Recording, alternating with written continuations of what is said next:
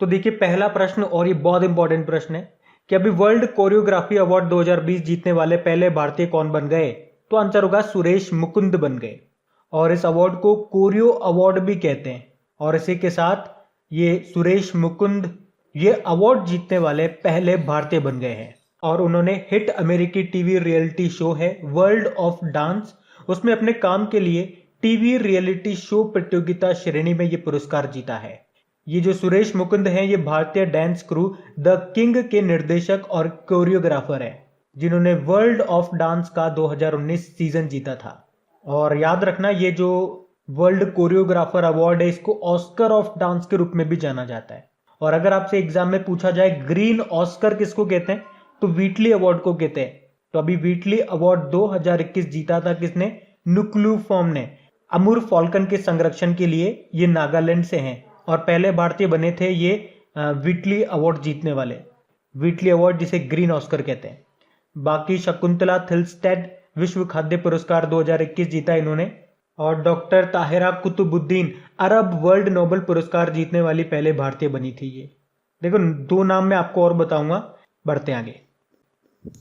फिर बताइए किस बास्केटबॉल खिलाड़ी को मरणोपरांत बास्केटबॉल हॉल ऑफ फेम में शामिल किया गया? तो आंसर होगा कोबे ब्रायंट। तो बास्केटबॉल के दिग्गज कोबे ब्रायंट को अभी मरणोपरांत बास्केटबॉल हॉल ऑफ फेम में शामिल किया गया है। आपको याद देना इनका नाम, पिछले साल यानी कि 2020 में कैलिफोर्निया में एक हेलीकॉप्टर एक्सीडेंट में कोबे ब्रायंट, उनकी बेटी जियाना और 7 अन्य लोगों की मृत्यु हो गई थी। अच्छा, नेशनल बास्केटबॉल एसोसिएशन का हेडक्वार्टर कहाँ पर है? न्यूयॉर्क में है। अभी आपको याद भी होगा, चलो आप मुझे बताओ, अभी नेशनल बास्केटबॉल एसोसिएशन ने किसके नाम पे एक सामाजिक न्याय पुरस्कार शुरू करने की घोषणा की है? तो क्या आंसर होगा? अब्दुल जब्बारी। ये नाम भी ध्यान रखना। फिर है हाल ही में अंतर्राष्ट्रीय जैव विविधता दिवस कब मनाया गया? तो आंसर होगा 22 मई को। तो हर साल 22 मई को इंटरनेशनल बायोडाइवर्सिटी डे के रूप में मनाया जाता है। बायोडाइवर्सिटी क्या होती है? जैव विविधता क्या है? तो जीव जंतु, पेड़ पौधों, इन्हीं को हम कहते हैं जैव विविधता। अच्छा बताओ, विश्व में सर्वाधिक जैव विविधता कहाँ पे पाई जाती है? अमेजन वर्षा वनों में, जो कि है ब्राजील में। और देखो यहां से एक बार एग्जाम में प्रश्न आया था कि लंग्स ऑफ अर्थ किन्हें कहते हैं? तो अमेजन वर्षा वनों को कहते हैं। इन्हें सेलवास भी कहते हैं, ये भी ध्यान रखना। अच्छा, इस बार की थीम क्या रही इस डे की? तो थीम है we are part of solution, हम समाधान का हिस्सा हैं। और 22 तारीख से मैंने 2-3 डे आपको याद करवाए थे।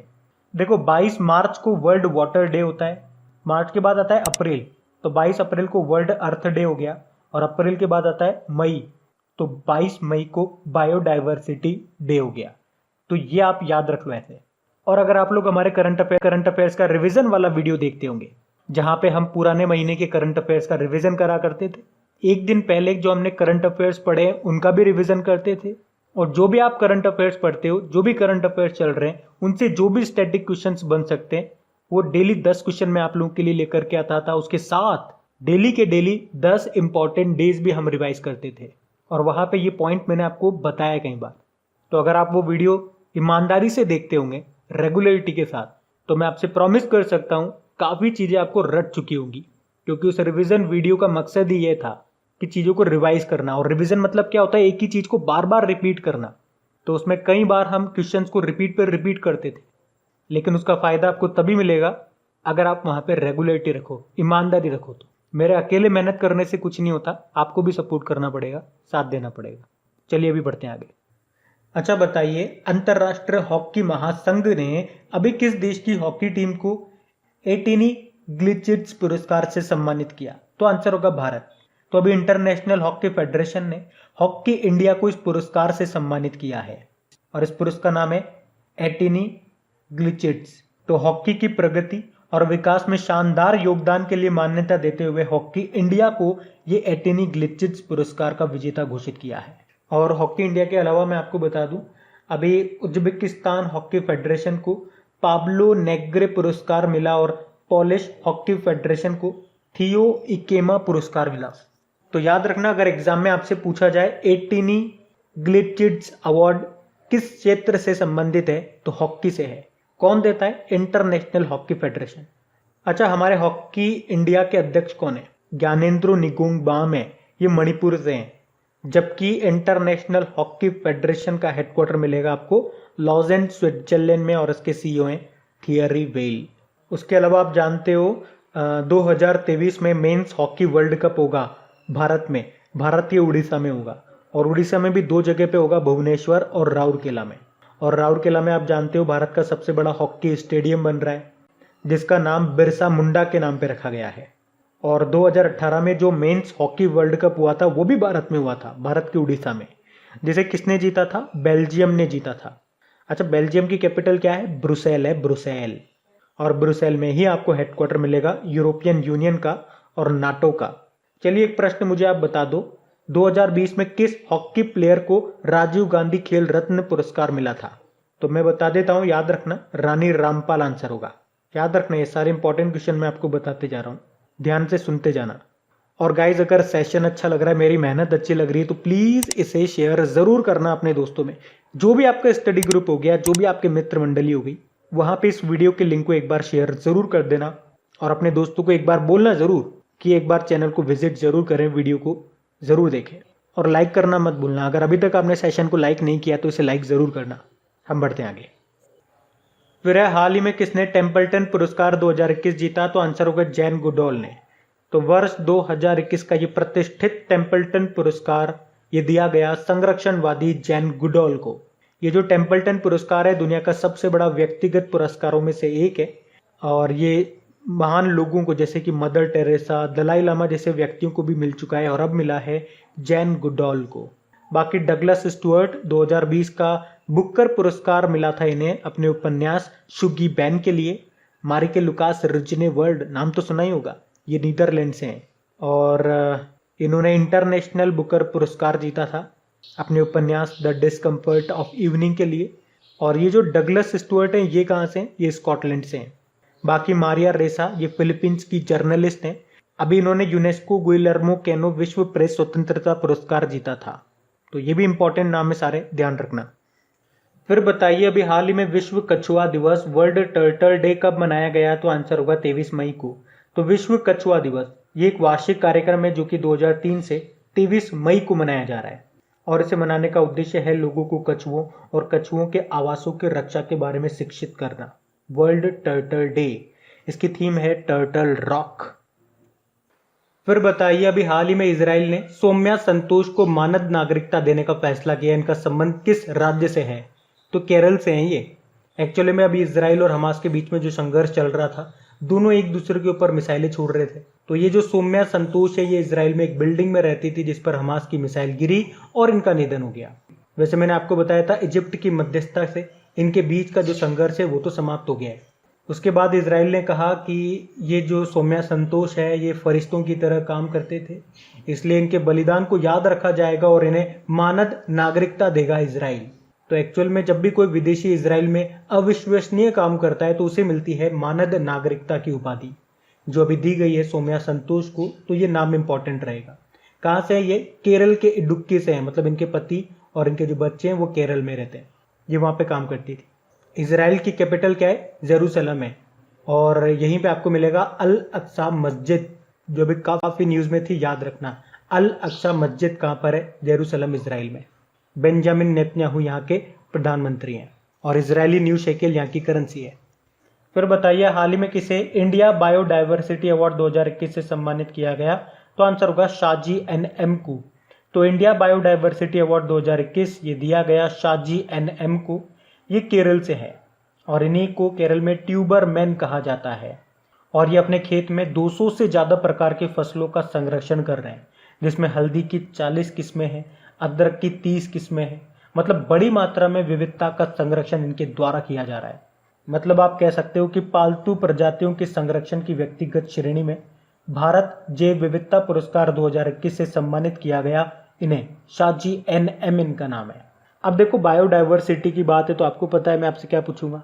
बायोडाइवर्सिटी डे अभी हमने कब मनाया था? 22 मई को मनाया था। बाकी शकुंतला थिल्स्टेड विश्व खाद्य पुरस्कार 2021 जीता इन्होंने।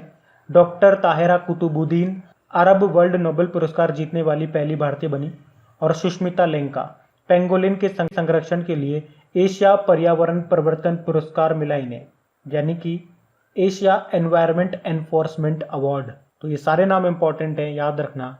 बढ़ते हैं आगे। अभी एशिया कप 2021 को कब तक के लिए स्थगित कर दिया गया? 2023 तक के लिए। वैसे तो ये एशिया कप 2020 में होने थे, कहाँ पे? पाकिस्तान में। फिर इसे स्थगित कर दिया गया और बोला 2021 में होंगे, और 2021 में ये श्रीलंका में होंगे। लेकिन अभी फिर से स्थगित कर दिया गया कोविड-19 के कारण ही, और बोला 2023 में होंगे, लेकिन होंगे श्रीलंका में ही। और लास्ट टाइम ये एशिया कप कब हुए थे? 2018 में हुए थे यूनाइटेड अरब अमीरात में, जिसे भारत ने जीता था। एशिया कप का संबंध किससे है? वैसे आप समझ गए होंगे, क्रिकेट से है। और ये जो टूर्नामेंट है हर 2 साल में एक बार होता है। और मेंस क्रिकेट वर्ल्ड कप 2023 आप जानते ही हो, वो भारत में होंगे। देखो, क्रिकेट से एक बड़ी इंपॉर्टेंट ट्रॉफी है CK नायडू ट्रॉफी। कई बार एग्जाम में रिपीट होता है ये प्रश्न, सीधा आता है। CK नायडू ट्रॉफी का संबंध किस खेल से है? क्रिकेट से है। और CK नायडू की बेटी का नाम है चंद्रा नायडू। ये पहली महिला कमेंट्रेटर थी। इनका नाम मैं आपको क्यों बता रहा हूँ? क्योंकि अभी इनका निधन हो गया। न्यूज में था इनका नाम, याद रखना। देखो, CK नायडू ट्रॉफी हो गया, इसके अलावा डूरंड कप हो गया, ये भी एग्जाम में आता है। इसका संबंध किससे है? इसका संबंध फुटबॉल से है। बाकी मैं आपको बता चुका हूँ उबेर कप के बारे में और थॉमस कप के बारे में, इसका संबंध बैडमिंटन से है। तो एशिया कप 2021 को कब तक के लिए स्थगित कर दिया? 2023 तक के लिए। तो 2023 से आपको याद होगा भारतीय रेलवे पूरी तरह से इलेक्ट्रिफाइड भी हो जाएगा 2023 तक, और पूरी तरह से ग्रीन एनर्जी यानी कि नॉन रिन्यूएबल एनर्जी यानी कि अक्षय ऊर्जा पे चलने लगेगा 2030 तक। ये भी ध्यान रखो। बताइए, अभी NBA नेशनल बास्केटबॉल एसोसिएशन का 6वां मैन ऑफ द ईयर पुरस्कार किसने जीता? तो आंसर होगा जॉर्डन क्लार्कसन ने। तो यूटा के जॉर्डन क्लार्कसन को अभी नेशनल बास्केटबॉल एसोसिएशन के 6ठे मैन ऑफ द ईयर के रूप में घोषित किया गया। और वही सीजन में एक मैच में 40 अंक प्राप्त करने वाले इकलौते खिलाड़ी हैं। और नेशनल बास्केटबॉल एसोसिएशन से कुछ याद आता होगा, अभी बास्केटबॉल के दिग्गज कोबे ब्रायंट को मरणोपरांत बास्केटबॉल हॉल ऑफ फेम में शामिल किया गया। और नेशनल बास्केटबॉल एसोसिएशन का हेडक्वार्टर है न्यूयॉर्क में। और अभी इसने किसके नाम पे एक सामाजिक न्याय पुरस्कार शुरू करने की घोषणा की? अब्दुल जब्बारी। देखो, मार्था कूम की बात करेंगे तो केन्या की पहली महिला चीफ जस्टिस बनी है ये। मारिया रेसा, ये यूनेस्को गुइलर्मो कैनो विश्व प्रेस स्वतंत्रता पुरस्कार जीता, फिलीपींस की जर्नलिस्ट हैं। और एंद्रिया मेजा, इनको आ गया मजा। ये मैक्सिको से है। और मजा क्यों आया है मेजा को? क्योंकि मिस यूनिवर्सिटी 2020 का खिताब जीत लिया ना इन्होंने, इसीलिए। बताइए किसे FIH यानी कि international hockey federation president award से सम्मानित किया गया? तो आंसर होगा VK पांडियन को। तो उड़ीसा के जो मुख्यमंत्री है ना नवीन पटनायक, उनके निधि सचिव हैं ये VK पांडियन, और इन्हीं को FIH प्रेसिडेंट अवार्ड से सम्मानित किया गया। क्यों? तो राज्य में हॉकी को बढ़ावा देने के उनके उत्कृष्ट प्रयासों के लिए उनको ये सम्मान मिला है। अभी इंटरनेशनल हॉकी फेडरेशन के फिर से अध्यक्ष चुने गए नरेंद्र बत्रा। हेमंत बिस्वा शर्मा ये इंडियन बैडमिंटन एसोसिएशन के अध्यक्ष हैं, और अभी 2021 से 2025 तक के लिए बैडमिंटन वर्ल्ड फेडरेशन परिषद का सदस्य के रूप में इनको चुना गया। वीना जॉर्ज केरल की नई स्वास्थ्य मंत्री बनी है ये। और इंटरनेशनल हॉकी फेडरेशन का हेडक्वार्टर पूछूंगा तो लाओसेन स्विट्जरलैंड में है। CEO थियरा वेल है। फिर बताइए, हाल ही में किसने अंतरराष्ट्रीय डबलिन साहित्य पुरस्कार 2021 जीता है? तो आंसर होगा वेलेरिया लुसेली ने। तो मैक्सिकन लेखिका हैं ये वेलेरिया लुसेली, और अभी इन्होंने अपने उपन्यास लास्ट चिल्ड्रन आर्काइव के लिए अंतरराष्ट्रीय डबलिन साहित्य पुरस्कार 2021 जीता। ये आयरलैंड का सर्वोच्च साहित्य सम्मान है, और इसमें पुरस्कार राशि के रूप में 1,00,000 यूरो दिए जाते हैं। रुपये में बात करेंगे तो लगभग 89,27,000 रुपये। और इसी कारण से इसे साहित्य के लिए दुनिया का सबसे धनी पुरस्कारों में से एक माना जाता है। और ये जो पुरस्कार है ये अंग्रेजी में लिखित उपन्यासों को दिया जाता है। अच्छा, अभी अगर मैं आपसे पूछूं हिंदी में साहित्य अकादमी अवार्ड किसे मिला था? अनामिका को मिला था उनके उपन्यास टोकरी में दिगंत के लिए। और अंग्रेजी का मिला था अरुंधति सुब्रमण्यम को when God is a traveller नाम के उपन्यास के लिए। बाकी डगलस स्टुअर्ट मैन बुकर पुरस्कार 2020 जीता था अपने उपन्यास शुगी बैन के लिए। ये स्कॉटलैंड से हैं। और मारिके लुकास रजने वर्ल्ड, ये नीदरलैंड से हैं। इन्हें द डिस्कम्फर्ट ऑफ इवनिंग के लिए इंटरनेशनल बुकर अवार्ड 2020 मिला था। बाकी जैन गुडॉल टेम्पल्टन पुरस्कार 2021 इन्होंने जीता। फिर बताइए हाल ही में किसने रुडोल्फ शिंडलर पुरस्कार जीता है? तो आंसर होगा डॉक्टर डी नागेश्वर। तो अभी हाल ही में पद्म भूषण पुरस्कार से सम्मानित डॉक्टर डी नागेश्वर रेड्डी ने अमेरिकन सोसाइटी और गैस्ट्रोइंटेस्टाइनल एंडोस्कोपी से सर्वोच्च सम्मान जिसे कहते हैं शिंडलर पुरस्कार ये जीता है। आपको बता दूं कि गैस्ट्रोस्कोपी के जनक डॉक्टर शिंडलर के नाम पर नामित इस पुरस्कार को पाने वाले ये पहले भारतीय भी हैं, डॉक्टर डी नागेश्वर। तो इनका नाम तो याद होना ही चाहिए। बाकी सुरेश मुकुंद की बात करेंगे। अभी वर्ल्ड कोरियोग्राफर अवार्ड 2020 जीतने वाले भी ये पहले भारतीय बने थे और इस अवार्ड को तो हम ऑस्कर ऑफ डांस कहते हैं। बाकी ग्रीन ऑस्कर भी आपको याद रखना है। विटली अवार्ड को ग्रीन ऑस्कर कहते हैं और 2021 का जीता था नुक्लू फॉर्म ने अमूर फॉल्कन के संरक्षण के लिए। ये नुक्लू फॉर्म ये नागालैंड से हैं और पहले भारतीय बने इस पुरस्कार को पाने वाले। और डॉक्टर ताहिरा कुतुबुद्दीन ये अरब वर्ल्ड नोबेल पुरस्कार जीतने वाली पहली भारतीय बनी है। तो ये सारे नाम इंपॉर्टेंट हैं भैया, याद रखना। बढ़ते हैं आगे। बताइए अभी हाल ही में किसे सामाजिक विज्ञान में स्पेन का सर्वोच्च पुरस्कार दिया गया? तो आंसर होगा अमर्त्य सेन को। तो भारतीय अर्थशास्त्री हैं ये और नोबेल पुरस्कार विजेता अमर्त्य सेन को सोशल साइंस की कैटेगरी में अभी प्रिंसेस ऑफ ऑस्ट्रियस अवार्ड से सम्मानित किया गया। मैंने बताया ये स्पेन का सर्वोच्च पुरस्कार है और उन्हें उनके सबसे प्रसिद्ध कार्य पॉवर्टी एंड फेमिनीज के लिए चुना गया है। अमर्त्य सेन, याद रखना 1998 में तो उन्हें अर्थशास्त्र का नोबेल पुरस्कार मिला था और उसके जस्ट एक साल बाद यानी कि 1999 में भारत रत्न, जो कि भारत का सर्वोच्च नागरिक पुरस्कार है, सम्मान है, वो मिला था। और अमर्त्य सेन से आपको याद होगा 2020 की बात है, हमने पढ़ा था जर्मनी के प्रकाशकों और पुस्तक विक्रेताओं के संगठन जर्मन बुक ट्रेड ने अपने प्रतिष्ठित 2020 शांति पुरस्कार के लिए अमर्त्य सेन को चुना था। तब भी इनका नाम न्यूज में था।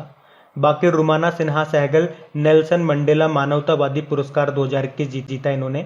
डॉक्टर नागेश्वर रेड्डी की बात करेंगे तो रुडोल्फ वी शिंडलर पुरस्कार जीतने वाले पहले भारतीय बने। और वी के पांडियन FIH यानी कि international hockey federation president award से इनको सम्मानित किया गया था। फिर बताइए अभी हाल ही में किस भारतीय को 2020 का अंतर्राष्ट्रीय एनी पुरस्कार मिला? तो आंसर होगा CNR राव को। ये भी बड़ा इंपॉर्टेंट प्रश्न है। तो प्रसिद्ध भारतीय वैज्ञानिक और भारत रत्न प्रोफेसर CN राव को अभी इंटरनेशनल एनी अवार्ड 2020 से सम्मानित किया गया और इस अवार्ड को एनर्जी फ्रंटियर अवार्ड भी कहा जाता है। और इस इंटरनेशनल एनी अवार्ड को ही एनर्जी रिसर्च का नोबेल पुरस्कार भी माना जाता है। तो इन्हें metal oxide carbon nano tube पर उनके काम के लिए इस अवार्ड से सम्मानित किया गया है। और ये अवार्ड देता कौन है और कब दिया जाता है? तो ऊर्जा स्रोतों यानी कि एनर्जी सोर्सेज के बेहतर उपयोग और पर्यावरण अनुसंधान में वृद्धि को प्रोत्साहित करने के लिए इतालवी तेल और गैस कंपनी है एनी, वो हर साल ये एनी पुरस्कार देती है और 2020 का दिया गया भारतीय वैज्ञानिक CNR राव को। ये याद रखना भैया। बाकी अमर्त्य सेन हमने पढ़ा, स्पेन का सर्वोच्च सम्मान मिला इन्हें जिसे कहते हैं Princess of Asturias award social science category में। Doctor D Nageshwar Rudolf Schindler पुरस्कार जीता इन्होंने। अनामिका का नाम याद रखना, हिंदी में साहित्य अकादमी अवार्ड मिला था इन्हें इनके उपन्यास टोकरी में दिगंत थेरी गाथा के लिए। और अगर आपसे पूछूं अंग्रेजी का साहित्य अकादमी पुरस्कार किसे मिला था? अरुंधति सुब्रमण्यम को उनके उपन्यास when God is a traveller के लिए। बताइए हाल ही में किसे ONV पुरस्कार से सम्मानित किया गया? तो आंसर होगा वेरामुत्तु को। तो तमिल कवि और गीतकार हैं ये वेरामुत्तु, जिनको अभी प्रतिष्ठित ONV पुरस्कार से सम्मानित किया गया है। ये ONV पुरस्कार दिवंगत कवि ONV कुरुप की याद में देश भर के साहित्यकारों, कवियों और संगीतकारों को दिया जाता है। और ये प्रश्न इसलिए भी इंपॉर्टेंट हो जाता है क्योंकि पहली बार किसी गैर केरल सेलिब्रिटी को इस प्रतिष्ठित पुरस्कार के लिए चुना गया है। क्या नाम है? वेरामुत्तु। तमिल कवि और गीतकार है ये। बाकी वलेरिया लुसेली ये मैक्सिकन लेखिका है और अभी इन्होंने अपने उपन्यास जिसका नाम है लास्ट चिल्ड्रन आर्काइव के लिए अंतरराष्ट्रीय डबलिन साहित्य पुरस्कार 2021 जीता। जैन गुडॉल टेम्पल्टन पुरस्कार 2021 जीता। और शाची NM ये केरल से हैं जिनको ट्यूबर मैन भी कहा जाता है। अभी इंडिया बायोडाइवर्सिटी अवार्ड 2021 इन्होंने जीता। और आपसे पूछा जाए कि बायोडाइवर्सिटी जैव विविधता दिवस कब मनाया जाता है तो 22 मई आंसर कर देना।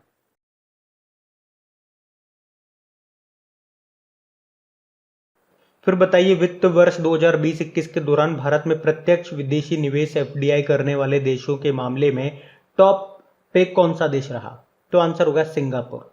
मतलब वित्त वर्ष फाइनेंशियल ईयर 2020-21 में भारत में कितना एफडीआई आया? तो याद रखना 81.72 बिलियन डॉलर, जो पिछले बार के मुकाबले 10% ज्यादा है। और सबसे ज्यादा किस देश से आया? तो सिंगापुर से आया। सेकंड नंबर पे यूएसए। और अगर प्रश्न इस तरह से घुमा के पूछ लिया जाए कि सबसे ज्यादा विदेशी निवेश ये किस राज्य में आया? तो गुजरात में आया। सबसे ज्यादा तो किस देश से आया? सिंगापुर से। और कहां पे आया सबसे ज्यादा भारत में? गुजरात में। एफडीआई मतलब फॉरेन डायरेक्ट इन्वेस्टमेंट। क्या होता है ये? तो जब विदेश से कोई पैसा हमारे यहाँ पे आता है और यहाँ किसी भारतीय कंपनी में 10% या उससे ज्यादा का इन्वेस्ट करता है तो उसे एफडीआई कहा जाता है। और एफडीआई से आपको याद होगा इस साल का जो बजट आया था 2021 में, उसमें बताया गया था कि एफडीआई की सीमा बीमा क्षेत्र में, इंश्योरेंस सेक्टर में 49% से बढ़ाकर कितना कर दिया? 74% कर दिया गया था। तो ये याद रखना। उसके अलावा अगर मैं आपसे पूछूं कि विश्व में सर्वाधिक रेमिटेंस के मामले में टॉप देश कौन सा है? तो भारत है। रेमिटेंस मतलब मैंने आपको समझाया था, जैसे कि आप विदेश में चल गए कमाने के लिए, जॉब करने के लिए, और वहां से अपने परिवारों को पैसा भेज रहे हो कमा कमा करके, तो वो जो पैसा आ रहा है उसे रेमिटेंस कहा जाता है। और उसी रेमिटेंस के मामले में टॉप पे भारत है, सेकंड पे चाइना है।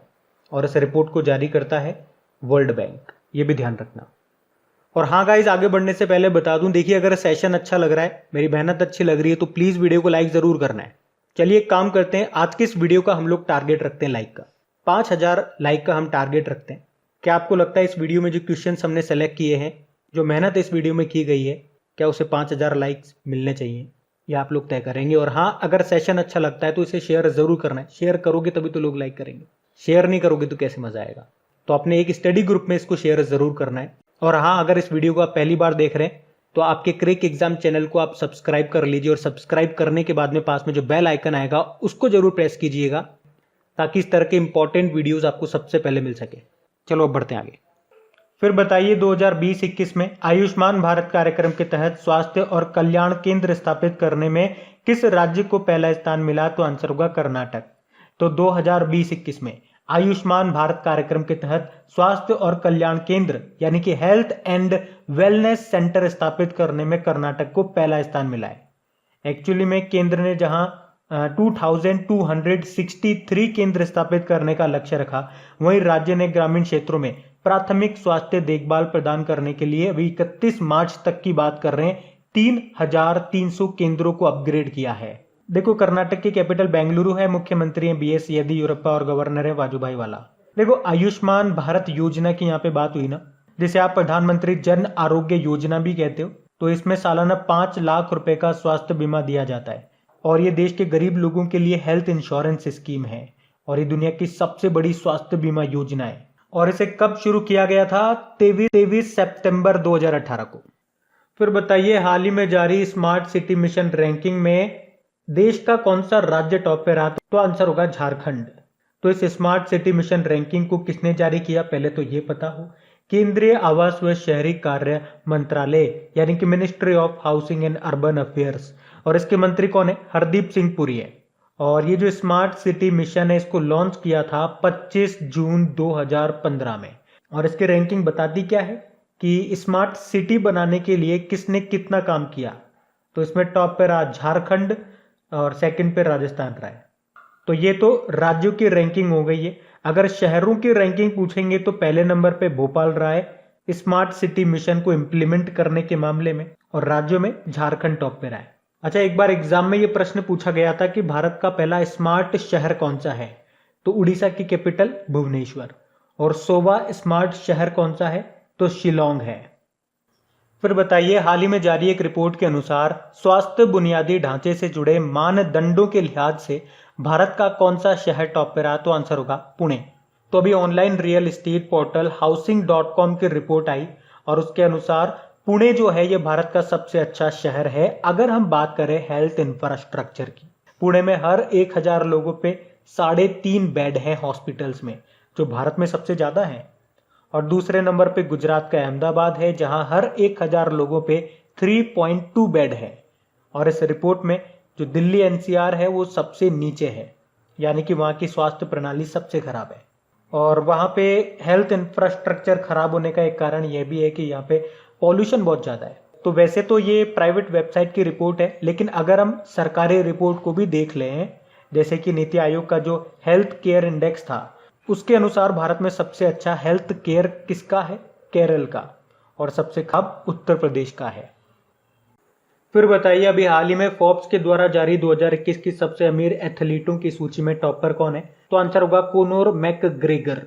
तो अभी फोर्ब्स ने 2021 के 10 सबसे अधिक भुगतान पाने वाले एथलीटों की अपनी वार्षिक सूची जारी की है, और इसमें यूएफसी स्टार कोनोर मैकग्रेगर ने पिछले एक साल में $180 मिलियन की कमाई करके फुटबॉल स्टार लियोनेल मेसी और क्रिस्टियानो रोनाल्डो को पीछे छोड़कर दुनिया में सबसे अधिक भुगतान पाने वाले ये एथलीट बन गए हैं। कोनोर मैकग्रेगर ये आयरलैंड से हैं और ये मिक्स्ड मार्शल आर्ट से संबंध रखते हैं। सेकंड नंबर पे लियोनेल मेसी हैं, जो कि अर्जेंटीना के फुटबॉल प्लेयर हैं, और तीसरे पे हैं क्रिस्टियानो रोनाल्डो, जो कि पुर्तगाल के हैं। बताइए, हाल ही में जारी 57वां अक्षय ऊर्जा देश आकर्षण सूचकांक 2021 में भारत कौन से स्थान पे रहा? तीसरे स्थान पे। तो अक्षय ऊर्जा आकर्षण सूचकांक, जिसको अंग्रेजी में बोलेंगे renewable energy country attractiveness index, इसे जारी कौन करता है? अर्नेस्ट एंड यंग संस्थान इसे 2003 से जारी करता आ रहा है, और इसे एक साल में 2 बार जारी किया जाता है। तो ये इंडेक्स बताता है कि किस देश ने स्वच्छ ऊर्जा के लिए, ग्रीन एनर्जी यानी कि रिन्यूएबल एनर्जी के लिए कितना आकर्षण किया इन्वेस्टमेंट को बढ़ाने में। तो इसमें पहले नंबर पे यूएसए है, सेकंड नंबर पे चाइना है, और तीसरे नंबर पे है भारत। देखो, ऊर्जा से आपको याद आता होगा वैश्विक ऊर्जा संक्रमण सूचकांक 2021, यानी कि ग्लोबल एनर्जी ट्रांजिशन इंडेक्स 2021, जिसको वर्ल्ड इकोनॉमिस्ट फोरम ने जारी किया था। उसमें भारत 87 नंबर पे था और टॉप पे था स्वीडन। अच्छा, भारत के रिन्यूएबल एनर्जी का टारगेट क्या है 2030 तक का? 450 गीगावाट का। फिर बताइए, अभी हाल ही में किस देश ने $2,227 यानी कि लगभग 1.62 लाख रुपए प्रति व्यक्ति आए पर कैपिटा इनकम के साथ भारत को इस मामले में पीछे छोड़ दिया? तो आंसर होगा बांग्लादेश ने। मतलब कि बांग्लादेश की जो पर कैपिटा इनकम है वो कितनी हो चुकी है? $2,227, और भारत की कितनी है? $1,947। एक्चुअली में जब बांग्लादेश 1971 में पाकिस्तान से अलग हुआ था, ये बहुत गरीब देश था। फिर 2007 में हमने देखा कि भारत की जो पर कैपिटा इनकम है वो बांग्लादेश से डबल थी, और अब देखिए 2021 में बांग्लादेश पर कैपिटा इनकम में भारत से आगे निकल गया। अच्छा, अगर आपसे पूछा जाए स्वाधीनता पुरस्कार ये किस देश का सर्वोच्च सम्मान है, तो याद रखना बांग्लादेश का। बांग्लादेश की कैपिटल है ढाका, जहाँ पे आपको मिलेगा बिम्स्टेक का हेडक्वार्टर। करेंसी इसकी टका है। इसके प्रधानमंत्री हैं शेख हसीना, प्रेसिडेंट है अब्दुल हामिद। फिर बताइए, हाल ही में ब्लूमबर्ग बिलियनियर्स इंडेक्स के अनुसार एशिया के दूसरे सबसे अमीर व्यक्ति कौन बन गए? तो आंसर होगा गौतम अडानी। तो ब्लूमबर्ग बिलियनियर्स इंडेक्स के अनुसार अरबपति गौतम अडानी चीनी टाइकून जोंग शैनशैन को पीछे छोड़ते हुए दूसरे सबसे अमीर एशियाई बन गए हैं। पहले नंबर पे तो मुकेश अंबानी है, जो कि भारत और एशिया के सबसे अमीर व्यक्ति हैं। दुनिया में 13वें नंबर पे आते हैं ये। और अब भारत और एशिया के दूसरे सबसे अमीर व्यक्ति बन गए गौतम अडानी। पूरे विश्व में 14वें नंबर पे आते हैं ये। और पूरे विश्व में सबसे अमीर हैं अमेजन के संस्थापक जेफ बेजोस, जो टेस्ला और स्पेस एक्स के संस्थापक हैं एलन मस्क, ये दूसरे स्थान पे हैं। 13वें नंबर पे है मुकेश अंबानी।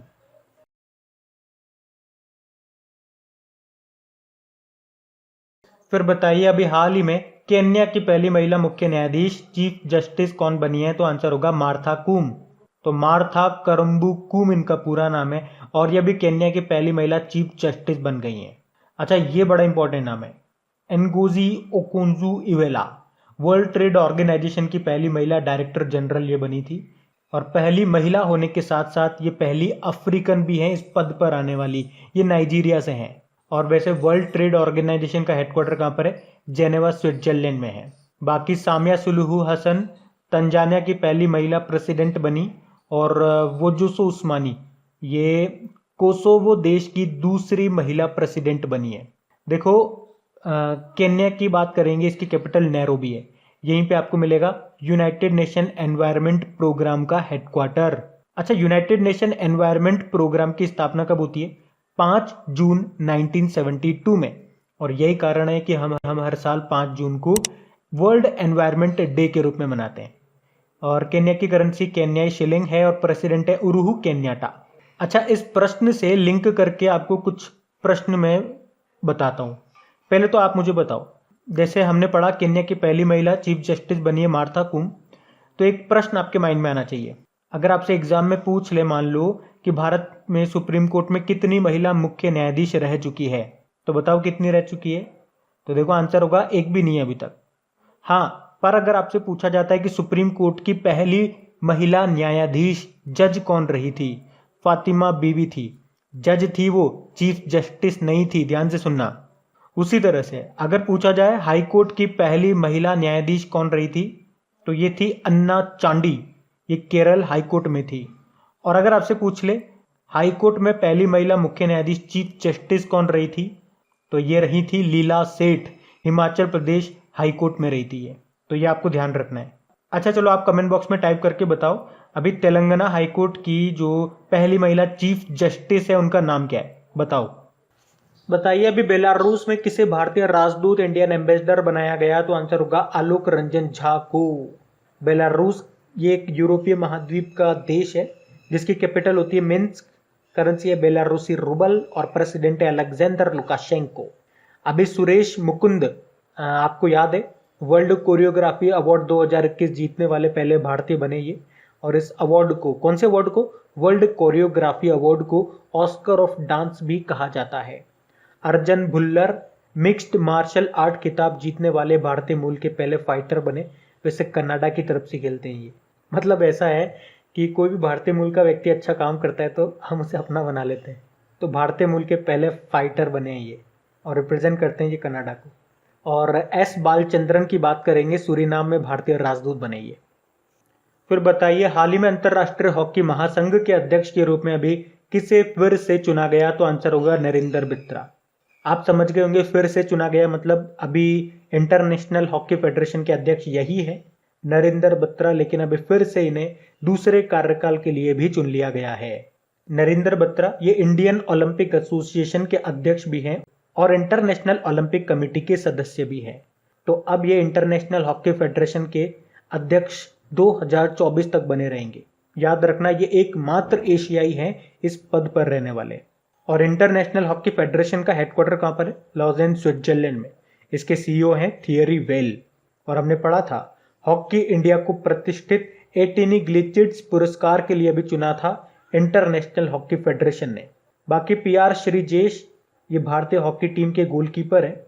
इन्हें अभी इंटरनेशनल हॉकी फेडरेशन एथलीट समिति का सदस्य बनाया गया।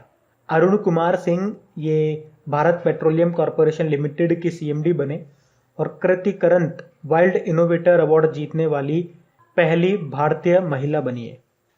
अच्छा फिर बताइए अभी कांगो गणराज्य में नए प्रधानमंत्री कौन बन गए, तो आंसर होगा कोलिनेट माकुसो। वैसे अभी आपको याद होगा कांगो गणराज्य में नए राष्ट्रपति बने थे कौन? डेनिस ससो नेगेसो। और अभी उन्होंने ही अनाटोल कोलिनेट माकुसो को नया प्रधानमंत्री नियुक्त किया है। बाकी सामिया सुलुहु हसन तंजानिया की पहली महिला प्रेसिडेंट बनी। यावेरी मुसेवेनी युगांडा के 6वीं बार प्रेसिडेंट बने। और काजा कलास एस्टोनिया की पहली महिला प्रधानमंत्री बनी है। कांगो गणराज्य ये सेंट्रल अफ्रीकन कंट्री है जिसकी कैपिटल होती है ब्राज़ील। फिर बताइए हाल ही में बैडमिंटन वर्ल्ड फेडरेशन परिषद के सदस्य के रूप में किसे चुना गया, तो आंसर होगा हेमंत बिस्वा शर्मा को। तो अभी भारतीय बैडमिंटन संघ के जो अध्यक्ष हैं हेमंत बिस्वा शर्मा, उनको 2021 से लेकर 2025 तक के लिए बैडमिंटन वर्ल्ड फेडरेशन परिषद के सदस्य के रूप में चुना गया है। ये जो हेमंत बिस्वा शर्मा है ये भारतीय बैडमिंटन संघ के अध्यक्ष तो हैं ही, साथ में ये बैडमिंटन एशिया के उपाध्यक्ष भी हैं और अभी ये असम के मुख्यमंत्री भी बने थे। अच्छा, बैडमिंटन वर्ल्ड फेडरेशन का हेडक्वार्टर कहाँ पर है? कुआलालंपुर मलेशिया में है और इसके अध्यक्ष हैं पॉल एरिक। अभी नरेंद्र बत्रा आपने पढ़ा था, फिर इसे इंटरनेशनल हॉकी फेडरेशन के अध्यक्ष बन गए। और एस रमणा ये सिडबी के सीएमडी बने। और रमणा से आपको याद आता है NV Ramana chief justice of India बने 48 नंबर के। अभी आपको याद होगा आई एम बैडमिंटन अभियान और बिलीव इन स्पोर्ट्स अभियान के लिए किसे एम्बेसडर बनाया गया? पीवी सिंधु और माइकल ली को। और देखो बैडमिंटन से आप याद रखो, दो इंपॉर्टेंट कप मैं आपको बताता हूँ, ये अक्सर एग्जाम में पूछे जाते हैं, जैसे कि थॉमस कप का संबंध किससे है या फिर उबेर कप का संबंध किससे है। ये दोनों प्रश्न एग्जाम में आए हुए हैं, इसलिए मैं आपको बता रहा हूँ बैडमिंटन से इनका संबंध है। ये बैडमिंटन के कप है। बताइए अभी किसे लाइबेरिया गणराज्य में भारतीय राजदूत इंडियन एम्बेसडर बनाया गया? प्रदीप कुमार यादव को।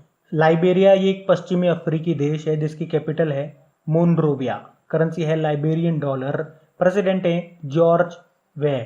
बाकी आलोक रंजन झा बेलारूस में भारतीय राजदूत बने। एस बालचंद्रन सूरीनाम में भारतीय राजदूत बने थे। नुक्कू फॉर्म का नाम बहुत इंपॉर्टेंट है। अभी व्हीटली अवार्ड 2021 जीता था इन्होंने अमूर फॉल्कन के संरक्षण के लिए। नागालैंड से हैं ये और ये पहले भारतीय बने ये अवार्ड जीतने वाले, और इस अवार्ड को ग्रीन ऑस्कर भी कहते हैं। जबकि ऑस्कर ऑफ डांस किसको कहते हैं? वर्ल्ड कोरियोग्राफर अवार्ड को। और ये भी 2021 का जीता सुरेश मुकुंद ने। ये नाम भी ध्यान रखना। बताइए अभी छत्तीसगढ़ हाईकोर्ट के कार्यवाहक चीफ जस्टिस कौन बन गए? तो आंसर होगा प्रशांत कुमार मिश्रा। एक्चुअल में अभी तक छत्तीसगढ़ हाईकोर्ट के जो चीफ जस्टिस थे वो PR नायर रामचंद्रन मेनन थे, लेकिन अभी वो रिटायर्ड हो गए हैं 1 जून को, और इनकी जगह अब जस्टिस प्रशांत कुमार मिश्रा को छत्तीसगढ़ हाईकोर्ट का कार्यवाहक मुख्यमंत्री एक्टिंग चीफ जस्टिस बनाया गया। एक्टिंग मतलब क्या हो गया? जब तक यहाँ पे परमानेंट कोई नहीं आ जाते तब तक ये काम संभालेंगे। अभी मोहम्मद रफीक ये मध्य प्रदेश हाईकोर्ट के चीफ जस्टिस बने। अरूप कुमार गोस्वामी आंध्र प्रदेश हाईकोर्ट के बने। और PV संजय कुमार मणिपुर हाईकोर्ट के चीफ जस्टिस बने। देखो यहाँ से कुछ इंपॉर्टेंट क्वेश्चंस मैं आपको बताता हूँ। जैसे कि आपसे पूछा जाए कि हाईकोर्ट में भारत की पहली जज कौन रही थी, तो अन्ना चांडी रही थी। केरल हाईकोर्ट में बात कर रहे हैं, केरल हाईकोर्ट में थी ये। और हाईकोर्ट में पहली महिला चीफ जस्टिस कौन थी? लीला सेठ, ये हिमाचल प्रदेश के हाईकोर्ट में थी। और अगर आपसे पूछा जाए सुप्रीम कोर्ट में पहली महिला जज कौन थी? फातिमा बीबी थी। और अगर आपसे पूछा जाए सुप्रीम कोर्ट में पहली महिला चीफ जस्टिस कौन थी, तो कोई भी नहीं थी, है ना, ये ध्यान रखना। वैसे अभी तेलंगाना हाईकोर्ट की पहली महिला चीफ जस्टिस बनी है, हिमा कोहली उनका नाम है। अच्छा, ये तो महिलाओं की बात हो गई। सुप्रीम कोर्ट में पहले चीफ जस्टिस कौन थे? तो आंसर होगा हीरालाल कानिया। और अगर आपसे पूछे सुप्रीम कोर्ट में सर्वाधिक कार्यकाल वाले चीफ जस्टिस कौन है, तो आंसर होगा चंद्रचूड़। अभी 47वें नंबर के थे शरद अरविंद बोबड़े, और 48वें नंबर के अभी बन गए NV रमना उनका नाम है। CBI के नए निदेशक कौन बन गए? तो आंसर होगा Subodh Kumar Jaiswal.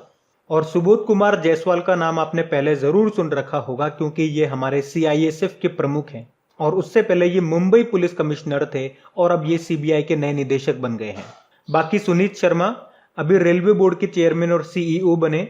MA Ganapathy national security guard के डायरेक्टर जनरल बने। और Vikas Singh supreme court bar association के नए अध्यक्ष बने। अभी CBI से आपको याद होगा CBI के पूर्व प्रमुख का निधन हो गया था। क्या नाम था उनका? रंजीत सिन्हा। CBI मतलब क्या होता है? सेंट्रल बोर्ड ऑफ इन्वेस्टिगेशन, जिसकी स्थापना हुई थी 1963 में। और इसके पहले डायरेक्टर कौन थे? DP कोहली थे। याद रखना, जो CBI है ना, ये पहले गृह मंत्रालय के अधीन आता था, और वर्तमान में ये कार्मिक और लोक शिकायत मंत्रालय के अंदर आता है। कुछ और इंपॉर्टेंट नाम मैं आपको बताऊंगा। संजय कोठारी का नाम याद रखो, मुख्य सतर्कता आयुक्त बने, chief vigilance commissioner. Yashvardhan Sinha का नाम याद रखो, मुख्य सूचना आयुक्त हैं, चीफ इंफॉर्मेशन कमिश्नर हैं। और सुशील चंद्रा अभी नए बने थे, मुख्य सूचना आयुक्त, चीफ इलेक्शन कमिश्नर। तो ये नाम सारे याद रखना। बढ़ते आगे। फिर बताइए अभी हाल ही में इजराइल ने नए मोसाद प्रमुख किसे बनाया है? तो आंसर होगा डेविड बार्निया को। तो इजराइल के जो प्रधानमंत्री हैं बेंजामिन नेतन्याहू, उन्होंने डेविड बार्निया को देश की जासूसी एजेंसी है मोसाद, उसका नया प्रमुख नियुक्त किया है। अच्छा, भारत की खुफिया एजेंसी का नाम क्या है? रॉ मतलब रिसर्च एंड एनालिसिस विंग। और इसके अध्यक्ष कौन है, प्रमुख कौन है? सामंत कुमार गोयल है। और इंटेलिजेंस ब्यूरो के हेड कौन है? उनका नाम भी याद रखो, अरविंद कुमार है। और इन दोनों का नाम मैं आपको इसलिए बता रहा हूं क्योंकि अब इन दोनों का नाम न्यूज में था, इनका जो कार्यकाल है वो 1 साल के लिए बढ़ा दिया गया। बाकी बिल नेल्सन ये नासा के नए एडमिनिस्ट्रेटर हैं, 14वें नंबर के। जैन गुडॉल की बात करेंगे, टेम्पल्टन पुरस्कार 2021 जीता था इन्होंने। और वीना जॉर्ज केरल की नई स्वास्थ्य मंत्री बनी है ये। देखो इसराइल की कैपिटल जेरूसलम हो गई। अभी इसराइल ने ही केरल की जो सौम्या संतोष है उनको मानद नागरिकता देने का फैसला किया था। एक और पॉइंट याद रखो, आपसे पूछा जाएगा अगर कि अल अक्सा मस्जिद कहां पर है, तो जेरूसलम इसराइल में है। बताइए अभी किसे दिल्ली का पुलिस कमिश्नर नियुक्त किया गया, तो आंसर होगा एस.एन. श्रीवास्तव को। तो अभी एस.एन. श्रीवास्तव को दिल्ली पुलिस आयुक्त नियुक्त किया गया है। वैसे तो ये अभी दिल्ली पुलिस आयुक्त का अतिरिक्त प्रभार संभाल रहे थे, लेकिन अभी इनको परमानेंट नियुक्त कर दिया गया। बाकी रेखा मेनन नैस्कॉम की पहली महिला चेयरमैन बनी, और अरुण कुमार सिंह ये BPCL Bharat petroleum corporation limited के सीएमडी बने, और रमेश पवार भारतीय महिला क्रिकेट टीम के कोच बने। बताइए हाल ही में किसे अंतरराष्ट्रीय नारकोटिक्स नियंत्रण बोर्ड यानी कि इंटरनेशनल नारकोटिक्स कंट्रोल बोर्ड का अध्यक्ष चुना गया, तो आंसर होगा जगजीत पवाड़िया को। तो भारत की पूर्व नारकोटिक्स आयुक्त जगजीत पवाड़िया को इंटरनेशनल नारकोटिक्स कंट्रोल बोर्ड का अध्यक्ष चुना गया है, और इस तरह से वे इसकी अध्यक्ष बनने वाली तो पहली भारतीय और विश्व की दूसरी महिला बन गई है। अच्छा यह याद रखो आप, इंटरनेशनल नारकोटिक्स कंट्रोल बोर्ड का हेडक्वार्टर कहां पर है, वियना ऑस्ट्रिया में। बाकी प्रशांत कुमार मिश्रा छत्तीसगढ़ हाईकोर्ट के कार्यवाहक चीफ जस्टिस यानी कि एक्टिंग चीफ जस्टिस बने। वीना जॉर्ज केरल की नई स्वास्थ्य मंत्री बनी, और Vaishali Hiwase border road organisation की पहली महिला कमांडिंग अधिकारी बनी थी, ये याद होगा आपको। फिर बताइए हाल ही में सीरिया के फिर से राष्ट्रपति कौन बने, तो आंसर होगा बशर अल असद। तो चौथी बार चुनाव जीतने के बाद बशर अल असद ये सीरिया के फिर से राष्ट्रपति बन गए। ये सन 2000 से ही सीरिया के राष्ट्रपति बने हुए हैं। तो सीरिया एक मिडल ईस्ट कंट्री है, इसकी कैपिटल क्या है, दमेस्कस, करेंसी है सीरियन पाउंड, प्रेसिडेंट फिर से बन गए बशर अल असद। अच्छा चलो एक प्रश्न मैं आपसे पूछता हूँ, 1967 में सीरिया के किस क्षेत्र पर इजराइल ने कब्जा कर लिया था, गोलन हाइट्स पे। और जो सीरिया है ना, इसकी सीमा किस सागर से लगती है, तो भूमध्य सागर से। बाकी अनाटोल कोलिनेट माकुसो की बात करेंगे, कांगो गणराज्य के प्रधानमंत्री बने, और डेनिस ससो नगेसो ये कांगो गणराज्य के प्रेसिडेंट बने थे, और गुइलर्मो लैसो इक्वेडोर के प्रेसिडेंट बने ये।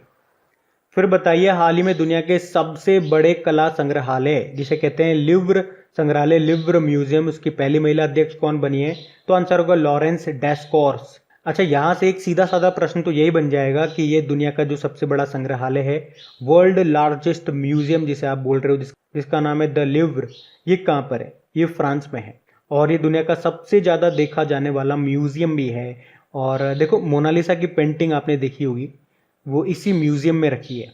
और ये अभी न्यूज़ में क्यों है, क्योंकि यहाँ पहली महिला प्रेसिडेंट बनी है लॉरेंस डेस्कॉर्स।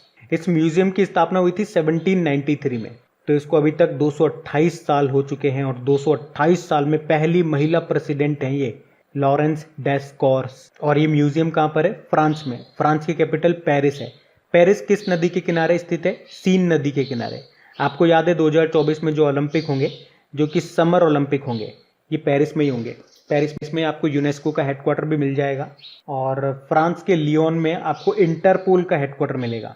बाकी देखो एंड्रिया मेजा, कैसे याद किया था, मेजा आ गया इनको। क्यों मेजा आ गया, क्योंकि बन गई है मिस वर्ल्ड 2020 का खिताब जीता, मैक्सिको की रहने वाली है ये। मार्था कूम नाम याद रखो, केन्या की पहली महिला चीफ जस्टिस बनी है ये, और ये भी इंपॉर्टेंट है, बहुत इंपॉर्टेंट नाम है, एनगोजी ओकोंजो-इवेला। वर्ल्ड ट्रेड ऑर्गेनाइजेशन की पहली महिला डायरेक्टर जनरल हैं ये, और पहली अफ्रीकन भी हैं इस पद पर आने वाली। वैसे ये नाइजीरिया से हैं। और वर्ल्ड ट्रेड ऑर्गेनाइजेशन का हेडक्वार्टर कहाँ पर है, जेनेवा स्विट्जरलैंड में है। तो ये सारे पॉइंट्स याद रखना आप। बढ़ते हैं आगे। फिर बताइए किसे वाणिज्य सचिव के रूप में नियुक्त किया गया, तो आंसर होगा बीवीआर सुब्रमण्यम को। तो अभी बीवीआर सुब्रमण्यम को वाणिज्य विभाग में सचिव के रूप में नियुक्त किया गया है, और वैसे ये वर्तमान में जम्मू कश्मीर के मुख्य सचिव हैं। बाकी टीवी सोमनाथन की बात करेंगे तो ये अभी वित्त सचिव बने, फाइनेंस सेक्रेटरी। तरुण बजाज ये राजस्व सचिव बने यानी कि रेवेन्यू सेक्रेटरी, और अजय सेठ आर्थिक मामलों के सचिव बने हैं। अच्छा बताइए दक्षिण सूडान गणराज्य रिपब्लिक ऑफ साउथ सूडान में भारतीय राजदूत किसे नियुक्त किया गया, विष्णु कुमार शर्मा को। साउथ सूडान में भारतीय राजदूत इंडियन एम्बेसडर बने हैं ये। बाकी अरुण रस्ते national commodity and derivatives exchange limited के एमडी सीईओ बने। एस रमणा ये अभी सिडबी के सीएमडी बने, और रमणा से आपको ये रमणा भी याद होंगे, NV Ramana. Chief justice of India बने 48 नंबर के। देखो, साउथ सूडान की कैपिटल जूबा है, करेंसी है साउथ सूडानीज पाउंड, प्रेसिडेंट है सल्वा किर नाम है। अच्छा बताइए, अभी हाल ही में किसे संयुक्त राष्ट्र की जंगली जानवरों की प्रवासी प्रजातियों के संरक्षण संबंधी संधि के राजदूत पद से हटा दिया गया? तो आंसर होगा रणदीप हुड्डा को। एक्चुअली रणदीप हुड्डा ने बहुजन समाज पार्टी की प्रमुख मायावती को लेकर के आपत्तिजनक टिप्पणी की थी। 2012 की बात है, जिसे अभी ट्विटर पर एक व्यक्ति ने शेयर किया और उनकी काफी आलोचना हो रही है, और उसी कारण से अब संयुक्त राष्ट्र की जंगली जानवरों की प्रवासी प्रजातियों के संरक्षण संबंधी संधि के राजदूत के पद से इनको हटा दिया गया। यानी कि ये एम्बेसडर थे conservation of migratory species of wild animal, और ये अब एम्बेसडर नहीं रहे। इन्हें 2020 फरवरी में ही 3 सालों के लिए एम्बेसडर नियुक्त किया गया था। देखो, यूनाइटेड नेशन एनवायरनमेंट प्रोग्राम की बात हुई है ना, तो इसका स्थापना हुआ था 5 जून 1972 में। यही कारण है कि हम हर साल 5 जून को वर्ल्ड एनवायरनमेंट डे मनाते हैं। और इसका हेडक्वार्टर मिलेगा आपको नैरोबी, केन्या में। और केन्या से एक प्रश्न हम पढ़ रहे हैं अभी, केन्या की पहली महिला चीफ जस्टिस कौन बनी है? मार्था कूम बनी है, और इसके प्रेसिडेंट है एंगर एंडरसन। अच्छा बताइए, अभी राष्ट्रीय जांच एजेंसी के महानिदेशक कौन बन गए? तो आंसर होगा कुलदीप सिंह। कुलदीप सिंह ये वैसे तो सीआरपीएफ के डायरेक्टर जनरल है, और अभी इन्हीं को नेशनल इन्वेस्टिगेशन एजेंसी के डायरेक्टर जनरल का एडिशनल चार्ज, अतिरिक्त प्रभार दिया गया है। ये वाईसी मोदी की जगह लेंगे, जो अभी रिटायर्ड हो गए। अच्छा, नेशनल इन्वेस्टिगेशन एजेंसी का काम क्या होता है? तो आतंकवाद को कंट्रोल करने का काम करती है ये। बाकी Jagjit Pavadia international narcotics control board के अध्यक्ष बनी है, जिसका हेडक्वार्टर वियना, ऑस्ट्रिया में है। और अशोक कुमार ये टोक्यो ओलंपिक में कुश्ती में अंपायरिंग करने वाले एकमात्र भारतीय रेफरी बने। बताइए, हाल ही में केरल की नई स्वास्थ्य मंत्री किसे बनाया गया? तो आंसर होगा वीना जॉर्ज को।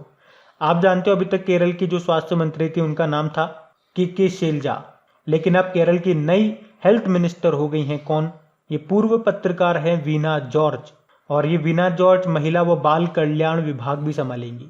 अभी केरल के जो मुख्यमंत्री है पिनाराई विजयन, इन्होंने केरल के मुख्यमंत्री के रूप में दूसरे कार्यकाल की अभी शपथ ली है। और वीना जॉर्ज, इनका नाम याद रखना है। बाकी वनीजा रूपाणी भारतीय मूल की अमेरिकी छात्राएं, ये इनका नाम न्यूज में क्यों था? तो नासा का एक जो मार्स हेलीकॉप्टर है उसका नाम इन्होंने रखा था इंजीन्यूटी। बाकी अजंता नियोग असम की पहली महिला मुख्यमंत्री बनी, और गौरी अम्मा केरल की पहली महिला राजस्व मंत्री थी, ये निधन हो गया इनका।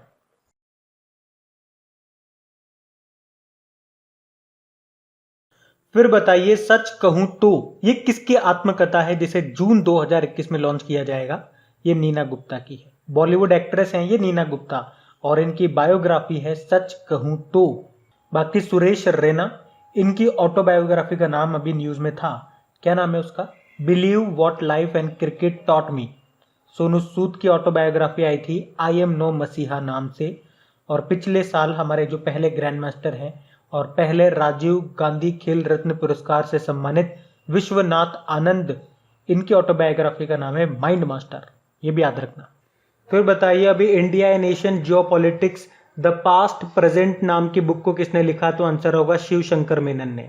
तो शिव शंकर मेनन ने ही ये बुक लिखी है। ये प्रधानमंत्री के राष्ट्रीय सुरक्षा सलाहकार और विदेश सचिव थे शिव शंकर मेनन। अच्छा, शरद पगारे, अभी 31वां व्यास सम्मान इनको मिला था इनके उपन्यास पाटलिपुत्र की सम्राज्ञी के लिए। शरण कुमार लिम्बाले 30वां सरस्वती सम्मान मिला इनके उपन्यास सनातन के लिए।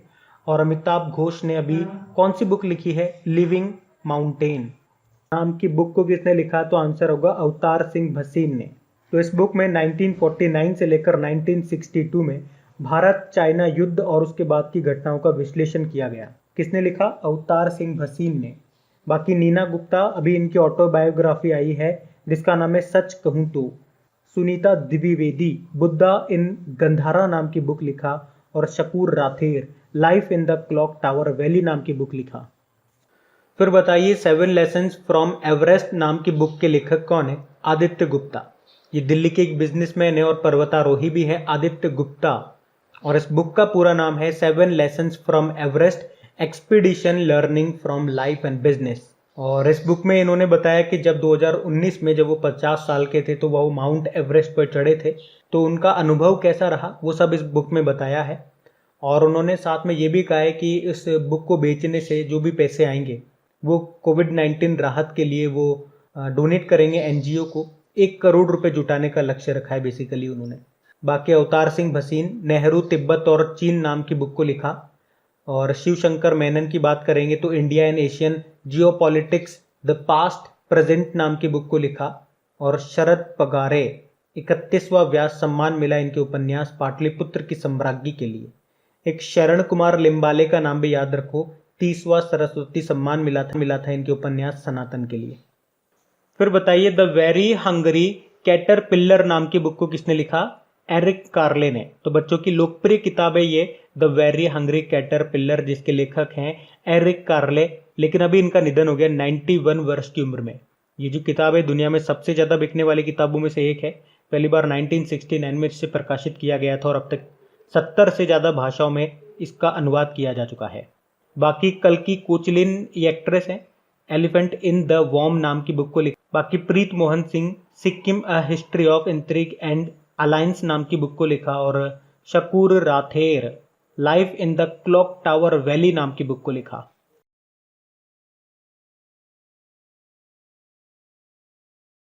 फिर बताइए 2022 में फीफा अंडर 17 महिला विश्व कप का आयोजन कहाँ पे किया जाएगा? भारत में किया जाएगा। और ये भारत में होगा 11 से 30 अक्टूबर तक। और 2017 में फीफा अंडर 17 वर्ल्ड कप के बाद ये दूसरा टूर्नामेंट है जो कि भारत में होगा। देखो फीफा का हेडक्वार्टर याद रखो आप, ज्यूरिख स्विट्जरलैंड में है और उसके प्रेसिडेंट है गियानी इन्फेनिटो। अब यहाँ पे जो हम लोग बात कर रहे हैं ना फीफा अंडर 17 महिला विश्व कप की, एक्चुअली में ये पहले फरवरी 2021 में होने वाला था, भारत में ही होने वाला था। फिर इसे कैंसिल कर दिया गया और भारत को बोला कि आप एक काम करना 2022 वाले एडिशन को होस्ट कर लेना। तो याद रखना 2022 में होगा फीफा अंडर 17 महिला विश्व कप जो कि भारत में होगा। और 2022 में ही आपका अंडर 20 महिला विश्व कप होगा, ये होगा कोस्टा रिका में।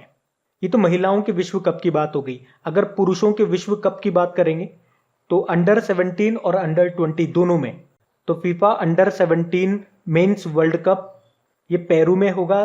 कब होगा? 2023 में। एक्चुअली ये भी पहले 2021 में होने वाले थे लेकिन पोस्टपोन कर दिया और अब ये 2023 में होंगे। उसी तरह से FIFA under 20 mains world cup ये इंडोनेशिया में होगा, ये आपको ध्यान रखना है। मोनाको ग्रैंड प्रिक्स 2021 को जीत लिया तो आंसर होगा मैक्स वर्स्टपन ने। मैक्स वर्स्टपन याद रखो ये रेड बुल के ड्राइवर हैं और नीदरलैंड से हैं और अभी इन्होंने पहली बार मोनाको ग्रैंड प्रिक्स को जीता है। और मैंने आपको बताया था मोनाको ग्रैंड प्रिक्स इस साल की 5वीं रेस है। पहली रेस बहरीन ग्रैंड प्रिक्स थी जो कि लुइस हैमिल्टन ने जीती थी। दूसरी थी एमिलिया रोमाग्ना ग्रैंड प्रिक्स जिसको मैक्स वर्स्टपन ने ही जीता था। तीसरी पुर्तगाल ग्रैंड प्रिक्स रही जिसको लुइस हैमिल्टन ने जीता। चौथी स्पेनिश ग्रैंड प्रिक्स थी जो कि लुइस हैमिल्टन ने ही जीती। और अब ये 5वीं है मोनाको ग्रैंड प्रिक्स जिसको जीता मैक्स वर्स्टपन ने, याद रखना। और लुइस हैमिल्टन ये ब्रिटेन के हैं और मर्सिडीज के ड्राइवर हैं। फिर बताइए हाल ही में किसने लियोन ओपन जीत लिया? तो आंसर होगा स्टेफानोस सित्सिपास ने। और ये किस देश के प्लेयर हैं? ये ग्रीक टेनिस प्लेयर है और अभी इन्होंने ब्रिटेन के कैमरन नॉरी को हरा करके लियोन ओपन का खिताब जीत लिया। ये उनका 7वां एटीपी खिताब है। आपको याद होगा अभी अप्रैल 2021 में हमने पढ़ा था मोंटे कार्लो में अपना पहला मास्टर्स 1000 का खिताब जीता था स्टेफानोस सित्सिपास ने। देखो राफेल नडाल बड़ा इंपॉर्टेंट नाम है। वैसे तो ये स्पेन की टेनिस प्लेयर है, इन्हें किंग ऑफ क्ले कोर्ट भी कहा जाता है। और अभी इन्होंने इटालियन ओपन 2021 में मेन सिंगल टाइटल जीता था। अभी 12वीं बार बार्सिलोना ओपन टाइटल भी जीता इन्होंने। और अभी Laureus world sportsman of the year 2021 इनको चुना गया था। बाकी अलेक्जेंडर ज्वेरेव ये जर्मनी के टेनिस प्लेयर हैं और अभी मैड्रिड ओपन में मेन सिंगल टाइटल जीता इन्होंने। और नोवाक जोकोविच ये नंबर 1 टेनिस प्लेयर है, सर्बिया के हैं। और 2021 में जो ऑस्ट्रेलियन ओपन हुआ ना उसमें मेन सिंगल टाइटल इन्होंने जीता। इस साल याद रखना केवल अभी तक तो एक ही ग्रैंड स्लैम हुआ है आपका Australian open. Men single title Novak जोकोविच ने जीता उसमें। और वुमेन सिंगल टाइटल पूछेंगे तो नाओमी ओसाका ने जो कि जापान की प्लेयर है। वैसे साल में 4 ग्रैंड स्लैम होते हैं, ऑस्ट्रेलियन ओपन, फिर होता है फ्रेंच ओपन, फिर होता है विंबलडन ओपन और फिर होता है यूएस ओपन। साथ में ये भी याद रख लो कौन सा किस कोर्ट पे खेला जाता है। तो पहला और लास्ट वाला, यानी कि ऑस्ट्रेलियन ओपन और यूएस ओपन हार्ड कोर्ट पे होता है, फ्रेंच ओपन क्ले कोर्ट पे होता है और विंबलडन ओपन होता है ग्रास कोर्ट पे। एक और प्रश्न याद रख लो, पिछले साल कौन सा ग्रैंड स्लैम नहीं हुआ था? विंबलडन ओपन नहीं हुआ था, ये याद रखो। अच्छा, फिल मिकेल्सन, बताइए ये किस खेल में एक प्रमुख चैंपियनशिप जीतने वाले सबसे उम्र दराज खिलाड़ी बन गए? तो आंसर होगा गोल्फ। ये 50 साल की उनकी उम्र है, ये अमेरिकी गोल्फ प्लेयर है, फिल मिकेल्सन इनका नाम है। और अभी 2021 पीजीए चैंपियनशिप जीतकर इन्होंने इतिहास रच दिया, क्योंकि पीजीए टूर के इतिहास में एक बड़ा खिताब जीतने वाले ये सबसे उम्र दराज खिलाड़ी बन गए हैं। और वैसे ये उनका 6वां बड़ा खिताब है। फिल मिकेल्सन गोल्फ प्लेयर है। बताइए टोक्यो ओलंपिक में कुश्ती में अंपायरिंग करने वाले एकमात्र भारतीय रेफरी कौन बने हैं? तो आंसर होगा अशोक कुमार। तो अशोक कुमार ये टोक्यो ओलंपिक खेलों में कुश्ती मैचों में अंपायरिंग करने वाले देश के एकमात्र रेफरी होंगे। अभी यूनाइटेड वर्ल्ड रेसलिंग ने जो अधिकारियों की सूची जारी की उसमें इनका नाम है, और इस तरह से अशोक लगातार दूसरे ओलंपिक में अंपायरिंग करेंगे, तो ये नाम भी इंपॉर्टेंट है। बाकी आश्रिता वी ओलेटी, ये हमारे देश की पहली महिला टेस्ट इंजीनियर बनी। अजंता न्यूग असम की पहली महिला वित्त मंत्री फाइनेंस मिनिस्टर बनी थी। और गौरियम्मा केरल की पहली महिला राजस्व मंत्री थी, इनका भी निधन हो गया। अच्छा, इंटरनेशनल ओलंपिक कमेटी का हेडक्वार्टर कहाँ पर है? लुजैन स्विट्जरलैंड में। इसके प्रेसिडेंट है थॉमस बक। फिर बताइए हाल ही में बीसीसीआई ने आईपीएल 2021 को किस देश में स्थानांतरित करने का फैसला किया? तो आंसर होगा यूनाइटेड अरब अमीरात। तो आपको पता है 2021 में जो आईपीएल था वो इसका 14वां संस्करण था, जो कि भारत में चल रहा था, लेकिन कोविड-19 के कारण काफ़ी स्थिति खराब हो गई और आईपीएल को बीच में हमें रोकना पड़ा। और अब बीसीसीआई ने कहा है कि आईपीएल 2021 के जो बचे हुए मैचेस हैं वो हम कराएंगे यूनाइटेड अरब अमीरात में। सितंबर से ये शुरू हो सकते हैं। और आपको याद होगा 2020 में जो आईपीएल का था वो 13वां संस्करण था, जो कि यूनाइटेड अरब अमीरात में ही हुआ था, जिसको जीता था मुंबई इंडियंस ने, और उसका टाइटल स्पॉन्सर था ड्रीम 11। 2021 का ये 14वां संस्करण है और इसका टाइटल स्पॉन्सर है वीवो। और ये आईपीएल आपके शुरू हुए थे, यानी कि पहला आईपीएल हुआ था आपका 2008 में, जिसको जीता था राजस्थान रॉयल्स ने। और आईपीएल से रिलेटेड कुछ प्रश्न मैंने आपको बताए थे, फिर से सुनो कुछ पॉइंट्स। जैसे कि आईपीएल के इतिहास में 6000 रन बनाने वाले पहले खिलाड़ी बने थे, तो आंसर होगा विराट कोहली। अगर आपसे पूछा जाए आईपीएल के इतिहास में 350 छक्के लगाने वाले पहले खिलाड़ी बने कौन? क्रिस गेल, पंजाब किंग्स की ओर से खेलते हैं। एक संजू सैमसन का नाम सुना होगा आपने, अभी आईपीएल के इतिहास में बतौर कप्तान पहले ही मैच में शतक लगाने वाले पहले खिलाड़ी बने। ये देखो बीसीसीआई की बात हुई है ना, यानी कि board of control for cricket in India, और स्थापना 1928 में हुई। वानखेड़े स्टेडियम मुंबई में इसका हेडक्वार्टर है। इसके अध्यक्ष तो सबको पता है कौन है, सौरव गांगुली हैं, और इसके सचिव हैं जय शाह। और बाकी इसके उपाध्यक्ष कौन है? वाइस प्रेसिडेंट राजीव शुक्ला हैं। फिर बताइए किसने बेलग्रेड ओपन का खिताब जीता? तो आंसर होगा नोवाक जोकोविच ने। टेनिस के नंबर 1 प्लेयर हैं ये नोवाक जोकोविच, और अभी इन्होंने सर्बिया में स्लोवाकिया के एलेक्स मोल्कन को हरा करके बेलग्रेड ओपन का खिताब जीत लिया। ये खुद सर्बिया के ही टेनिस प्लेयर हैं। इन्होंने ही इस साल का जो ऑस्ट्रेलियन ओपन हुआ था उसमें मेंस सिंगल टाइटल जीता था, जबकि वुमेन सिंगल टाइटल जीता था ऑस्ट्रेलियन ओपन में नाओमी ओसाका ने, वो जापान की प्लेयर है। राफेल नडाल ये भी काफ़ी न्यूज़ में है। पहले तो याद रखो ये स्पेन के टेनिस प्लेयर हैं, किंग ऑफ क्ले कोर्ट इनको कहा जाता है। अभी इटालियन ओपन 2021 इन्होंने जीता था, और 12वीं बार बार्सिलोना ओपन टाइटल इन्होंने जीता। अभी Laureus world sports man of the year 2021 का खिताब मिला इन्हें। बाकी अलेक्जेंडर ज्वेरेव की बात करेंगे तो जर्मन के ये टेनिस प्लेयर हैं, और मैड्रिड ओपन 2021 में मेन सिंगल टाइटल जीता था इन्होंने, जबकि वुमेन सिंगल टाइटल जीता था एरिना सबालेंका ने, जो कि बेलारूस की प्लेयर है। रॉजर फेडरर ये स्विस प्लेयर है।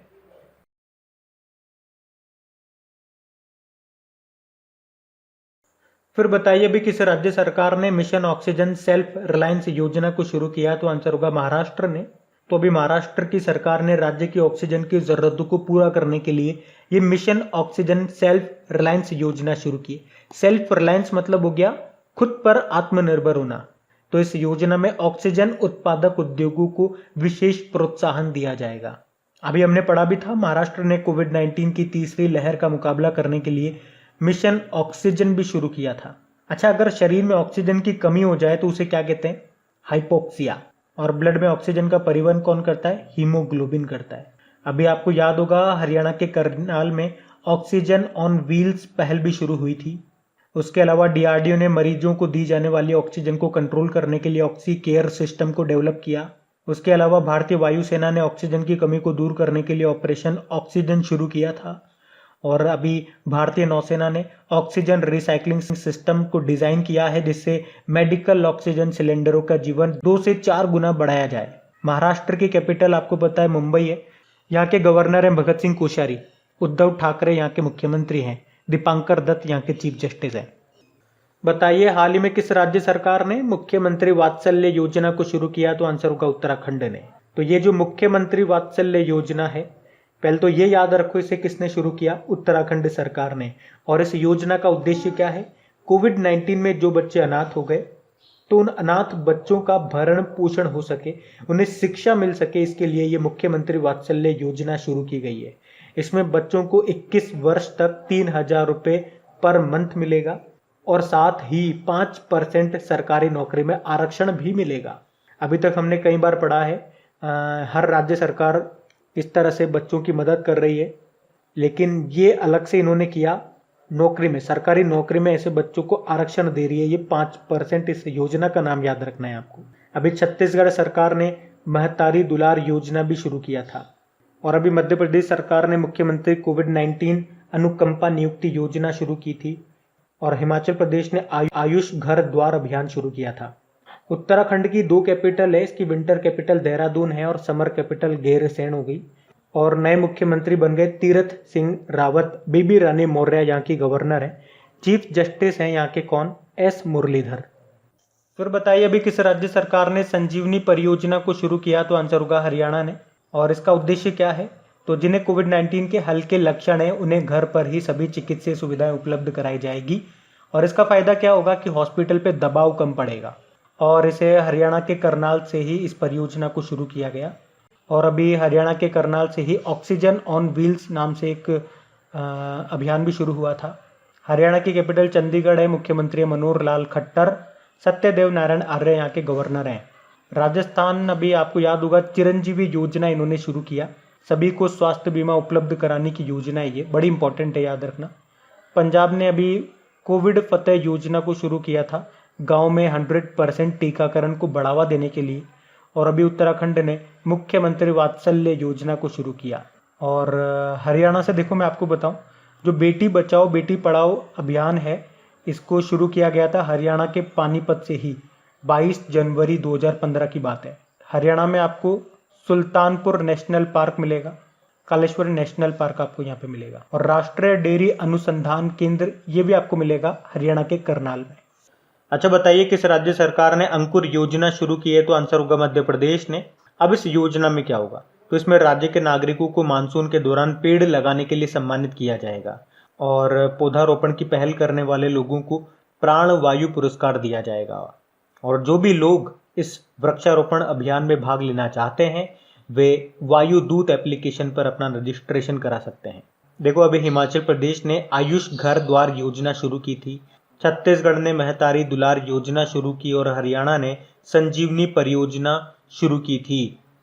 भोपाल मध्य प्रदेश की कैपिटल है। शिवराज सिंह चौहान यहाँ के मुख्यमंत्री हैं और आनंदीबेन पटेल गवर्नर हैं। और यहाँ के नए चीफ जस्टिस बने थे मोहम्मद रफीक, उनका नाम है। फिर बताइए किस राज्य सरकार ने दुआरे राशन योजना को शुरू किया? तो आंसर होगा पश्चिम बंगाल ने। एक्चुअली में भी पश्चिम बंगाल सरकार ने 3 स्कीम को शुरू किया था। तीनों नाम सुनो, लक्ष्मी भंडार परियोजना, स्टूडेंट क्रेडिट कार्ड योजना और ये दुआरे राशन योजना। तीनों मैं आपको बताता हूँ। देखो जो लक्ष्मी भंडार योजना है ना, इसमें गरीब परिवार की महिलाओं को मासिक भत्ता मिलेगा। अगर वो महिला सामान्य वर्ग से है तो 500 रुपये मासिक भत्ता मिलेगा। अगर वो महिला अनुसूचित जाति या अनुसूचित जनजाति के परिवारों से है तो उन्हें 1000 रुपये हर महीने भत्ता मिलेगा। बाकी स्टूडेंट क्रेडिट कार्ड योजना में छात्रों को हायर एजुकेशन के लिए 10 लाख रुपए तक का कम ब्याज में लोन दिया जाएगा और जो ब्याज लगेगा वो 4% का लगेगा केवल। और दुआरे राशन की बात करेंगे तो इसमें 1.5 करोड़ परिवारों को घर के पास महीने के राशन की मुफ्त डिलीवरी दी जाएगी। और मैंने आपको बताया था पश्चिम बंगाल के जो चीफ सेक्रेटरी हैं, क्या नाम है उनका, अल्पन बंदोपाध्याय, जिनका कार्यकाल अभी 3 महीने के लिए बढ़ा दिया गया। और इन तीनों योजनाओं का कार्यभार इनके ऊपर सौंपा गया है। कि आप इसको अच्छे से इम्प्लीमेंट करें।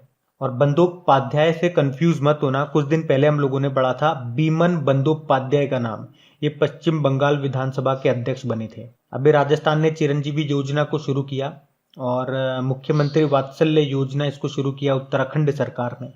देखो, पश्चिम बंगाल की कैपिटल कोलकाता है और कोलकाता किस नदी के किनारे स्थित है, तो हुगली नदी के किनारे। मुख्यमंत्री फिर से बन गई ममता बनर्जी और गवर्नर है जगदीप धनखड़। फिर बताइए, हाल ही में किस राज्य के मुख्यमंत्री ने आकांक्षा पोर्टल को लॉन्च किया, तो आंसर होगा कर्नाटक। तो अभी कर्नाटक के जो मुख्यमंत्री हैं बीएस येदियुरप्पा, उन्होंने कॉरपोरेट कंपनियों की सोशल रेस्पॉन्सिबिलिटी एक्टिविटीज के तहत दिए जाने वाले दान में पारदर्शिता, ट्रांसपेरेंसी लाने के लिए यह आकांक्षा नाम से एक पोर्टल को लॉन्च किया।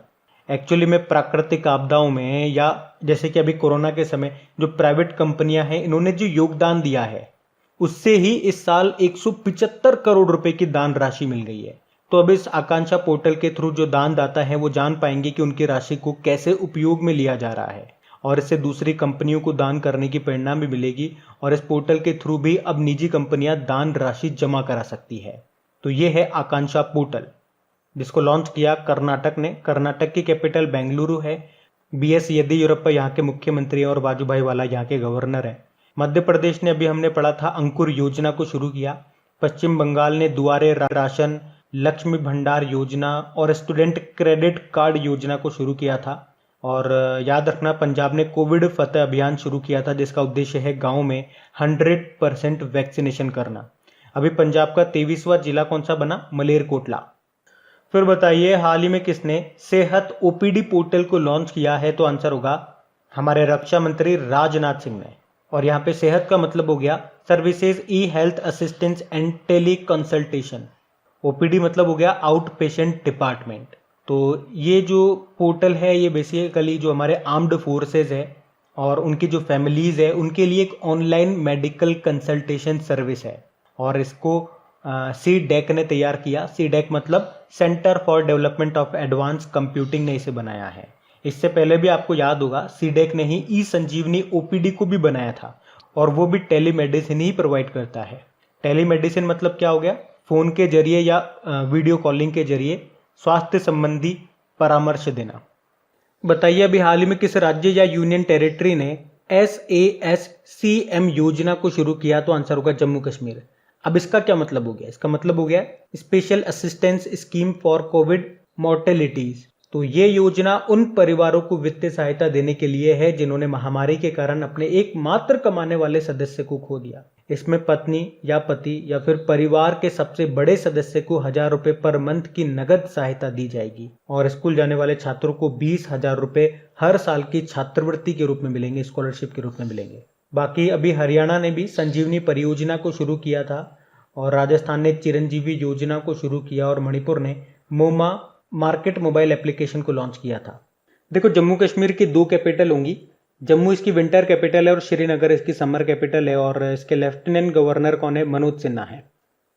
बताइए, अभी हाल ही में किस राज्य के मुख्यमंत्री ने MHIM मोबाइल एप्लीकेशन को लॉन्च किया, तो आंसर होगा मणिपुर। तो अभी मणिपुर के जो मुख्यमंत्री हैं एन बीरेन सिंह, उन्होंने होम आइसोलेशन रोगियों के लिए Manipur home isolation management mobile application को लॉन्च किया है। तो इस मोबाइल एप्लीकेशन को निगरानी स्तर पर होम आइसोलेशन में रह रहे कोविड रोगियों के रियल टाइम के स्वास्थ्य डेटा और जानकारी प्राप्त करने के लिए डेवलप किया गया है।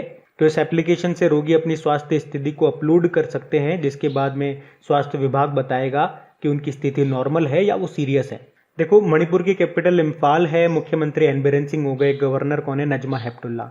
अभी यहाँ के नए चीफ जस्टिस बने थे PV संजय कुमार उनका नाम है।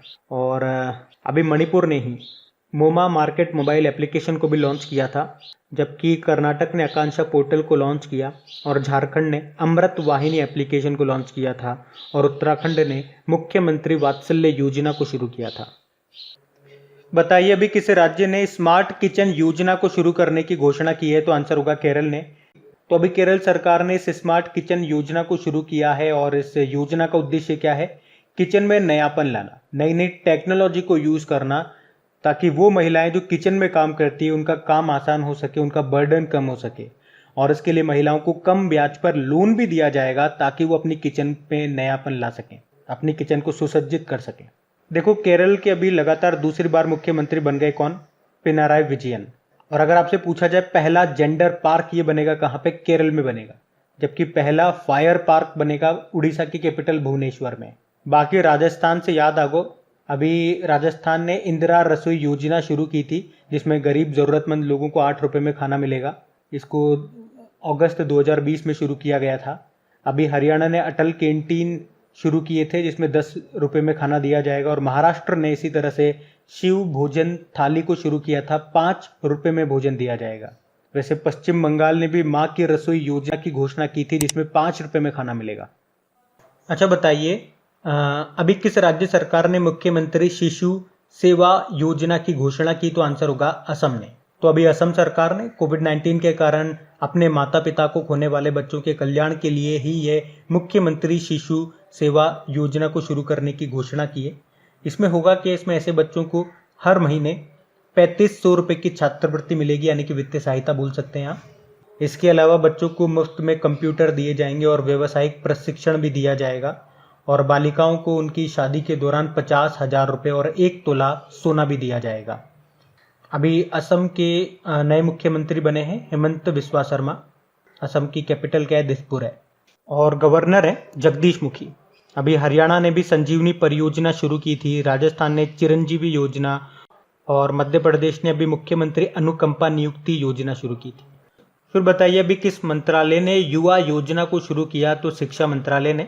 तो अभी हमारे शिक्षा मंत्रालय ने युवा लेखकों को सलाह देने के लिए युवा योजना को शुरू किया है। तो इसमें 30 साल से कम आयु के युवा लेखकों को प्रशिक्षित किया जाएगा। युवा का मतलब हो गया young, upcoming and versatile authors.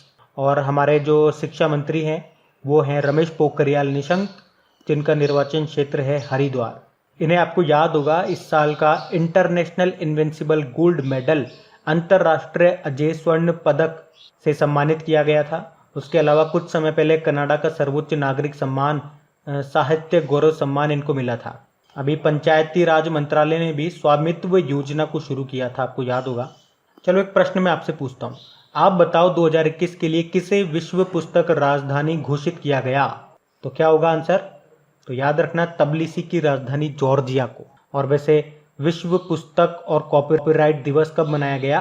23 अप्रैल को।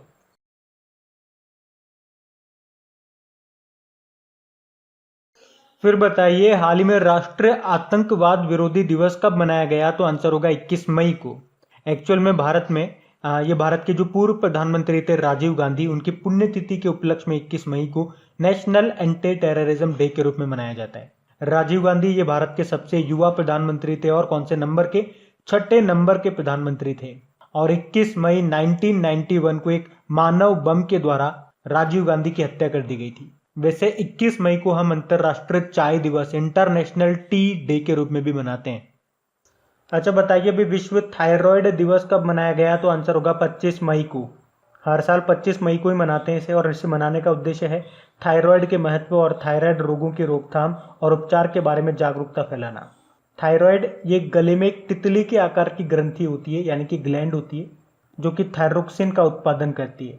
और याद रखना, अगर इसमें आयोडीन की कमी हो जाए तो एक रोग होता है जिसे क्या कहते हैं? घेंगा या गोइटर आप इसे बोल दीजिए, या गलगंड भी इसे बोलते हैं। और जो थायराइड है ये हमारे शरीर की सबसे बड़ी अंतःस्रावी ग्रंथि होती है, यानी कि एंडोक्राइन ग्लैंड होती है। और वैसे हमारे शरीर की सबसे बड़ी ग्रंथि कौन सी है? लीवर है। देखो इसी तरह से कुछ डे में आपको और बताऊं, आप याद रखो world TB day, tuberculosis day, ये 24 मार्च को मनाया जाता है। और भारत में टीबी को खत्म करने का लक्ष्य रखा है 2025 का। जबकि मलेरिया डे होता है 25 अप्रैल और मलेरिया को खत्म करने का लक्ष्य है 2030। और वर्ल्ड लीवर डे कब होता है?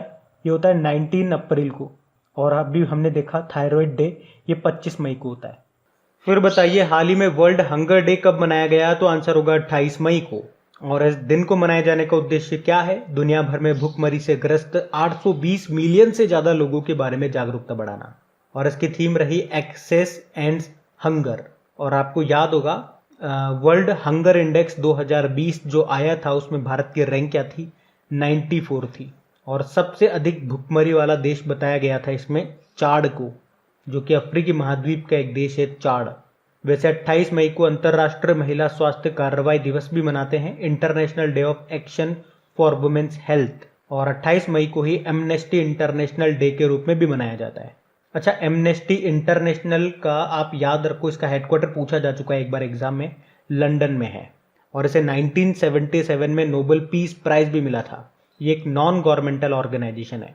अच्छा, वैसे 28 मई को एको डे मनाया जाता है, विश्व मासिक धर्म स्वच्छता दिवस, वर्ल्ड मेंस्ट्रुअल हाइजीन डे के रूप में। और इसकी क्या थीम थी? Action and investment in menstrual hygiene and health, तो ये भी ध्यान रखना। फिर बताइए अभी अंतरराष्ट्रीय एवरेस्ट दिवस, इंटरनेशनल एवरेस्ट डे कब मनाया गया? तो आंसर होगा 29 मई को। और 29 मई को ही क्यों मनाते हैं? क्योंकि 29 मई 1953 के दिन न्यूजीलैंड के एडमंड हिलेरी और उनके जो शेरपा थे तेंजिंग नोर्गे, उन्होंने सबसे पहले माउंट एवरेस्ट पर सफल चढ़ाई की थी। नेपाल में माउंट एवरेस्ट को सागर माथा कहते हैं, तिब्बत में इसे चोमुलुंगमा कहते हैं। वैसे 29 मई को हम विश्व पाचन स्वास्थ्य दिवस, वर्ल्ड डाइजेस्टिव हेल्थ डे के रूप में भी मनाते हैं, जिसकी थीम थी ओबेसिटी एंड ऑनगोइंग पेंडेमिक।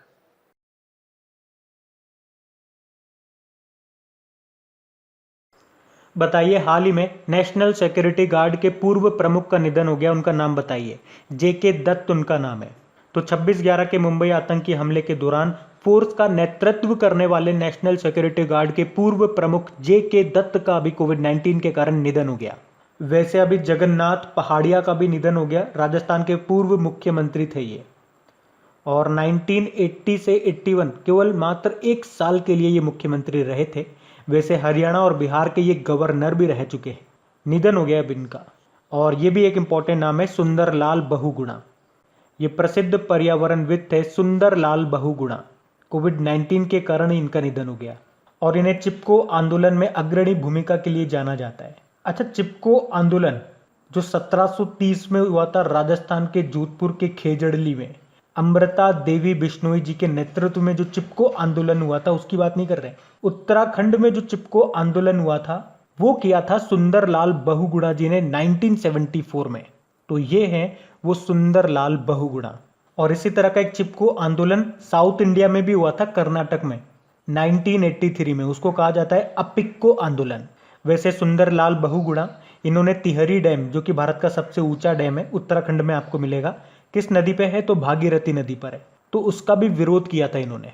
तो वो थे ये सुंदरलाल बहुगुणा, इसलिए मैंने आपको स्टार्टिंग में कहा इंपॉर्टेंट नाम है। तो प्रश्न में तो पूछा जा रहा है नेशनल सिक्योरिटी गार्ड के पूर्व प्रमुख का निधन हो गया, लेकिन मैंने आपको 2-3 पॉइंट एक्स्ट्रा और बता दिए, वो भी ध्यान रखना। वैसे वर्तमान में हमारे नेशनल सिक्योरिटी गार्ड कौन है?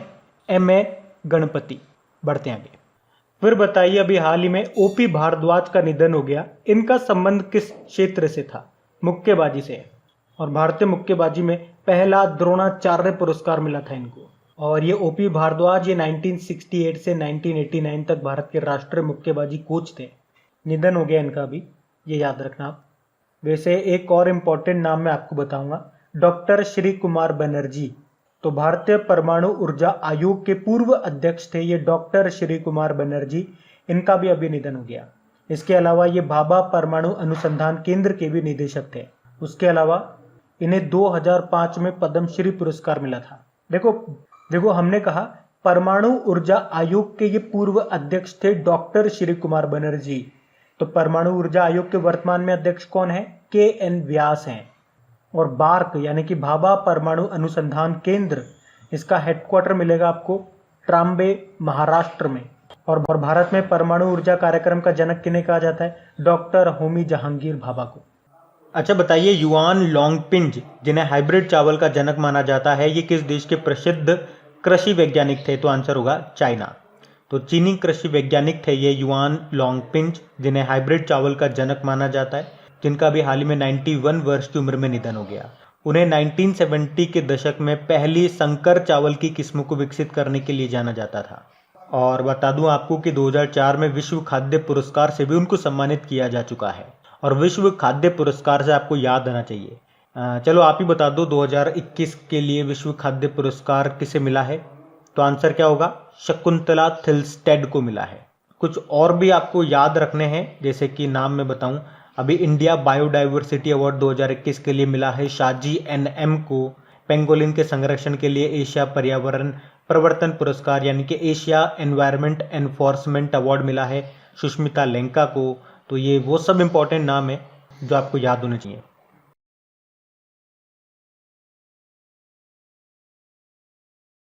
फिर बताइए, हाल ही में कोविड महामारी के बारे में जानकारी प्रदान करने के लिए अमृत वाहिनी एप्लीकेशन और चैटबॉट एप्लीकेशन को लॉन्च किया अभी किस राज्य ने? झारखंड ने। तो अभी झारखंड के जो मुख्यमंत्री हैं कौन? हेमंत सोरेन। उन्होंने अभी हाल ही में अमृत वाहिनी एप्लीकेशन और चैटबॉट एप्लीकेशन को लॉन्च किया है। तो ये जो अमृत वाहिनी एप्लीकेशन है ना, इससे अस्पताल में बेड की उपलब्धता और बेड बुक करने के बारे में सभी जानकारी ऑनलाइन मिल सकेगी। और जो ये चैटबॉट एप्लीकेशन है, इसके माध्यम से कोरोना वायरस से संबंधित सभी जानकारी आप प्राप्त कर सकते हैं। बाकी अभी आपको याद होगा, मणिपुर ने मोमा मार्केट मोबाइल एप्लीकेशन को लॉन्च किया था, जिसमें कोविड-19 कर्फ्यू के समय लोगों के दरवाजे तक ताजी सब्जियां पहुंचाई जा सके। असम अभी ऑनलाइन बाढ़ रिपोर्टिंग सिस्टम शुरू करने वाला पहला राज्य बन गया और हिमाचल प्रदेश ने आयुष घर द्वार कार्यक्रम को शुरू किया। झारखंड की कैपिटल रांची है, मुख्यमंत्री हो गए हेमंत सोरेन। अच्छा बताइए, महात्मा गांधी नरेगा कार्यस्थलों पर श्रमिकों की वास्तविक समय की उपस्थिति लेने के लिए कौन सा एप्लीकेशन अभी लॉन्च किया गया? तो आंसर होगा NMMS। तो मनरेगा स्कीम आप जानते हैं, मतलब Mahatma Gandhi national rural employment guarantee act. इसमें 100 दिन का काम मिलता है एक साल में। वैसे कुछ राज्यों में 100 से ज़्यादा दिन भी काम दिया जाता है, जैसे हिमाचल प्रदेश में 120 दिन, उत्तराखंड में अभी 150 दिन कर दिया गया। तो मतलब इसमें जो भी वर्कर है उनकी अटेंडेंस ली जाएगी और उसके लिए एक सॉफ्टवेयर तैयार किया गया है, उसका नाम है ये NMMS। इसकी फुल फॉर्म होती है नेशनल मोबाइल मॉनिटरिंग सॉफ्टवेयर।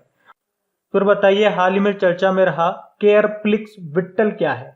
तो ये एक स्मार्टफोन एप्लीकेशन है। केयरप्लिक्स वाइटल बोल दीजिए इसे इंग्लिश में आप, मतलब ये एक स्मार्टफोन एप्लीकेशन है, ये ध्यान रखना। तो इसके द्वारा आप अपनी ऑक्सीजन सैचुरेशन पता कर सकते हैं, पल्स रेट पता कर सकते हैं और आपकी श्वसन दर क्या है ये भी आप इससे पता कर सकते हैं। और ये लगभग 95% सटीकता के साथ ये सब बताती है। और ये काम कैसे करेगा? मतलब इस एप्लीकेशन को आप अपने मोबाइल में डाउनलोड कीजिए और मोबाइल के कैमरे के आगे अपनी फिंगर को स्कैन करेंगे ना, तो सारी रिपोर्ट आपके सामने आ जाएगी। और इसे बनाया है केयर नाउ स्टार्टअप ने। अभी आपको याद होगा, इसरो ने भी अभी एक ऑक्सीजन कॉन्सेंट्रेटर बनाया था। 3 कॉन्सेंट्रेटर बनाए थे, 1 वेंटिलेटर बनाया था। तो 3 ऑक्सीजन कॉन्सेंट्रेटर के नाम है प्राण, स्वस्थ और वायु, और एक वेंटिलेटर बनाया, उसका नाम क्या है? श्वास।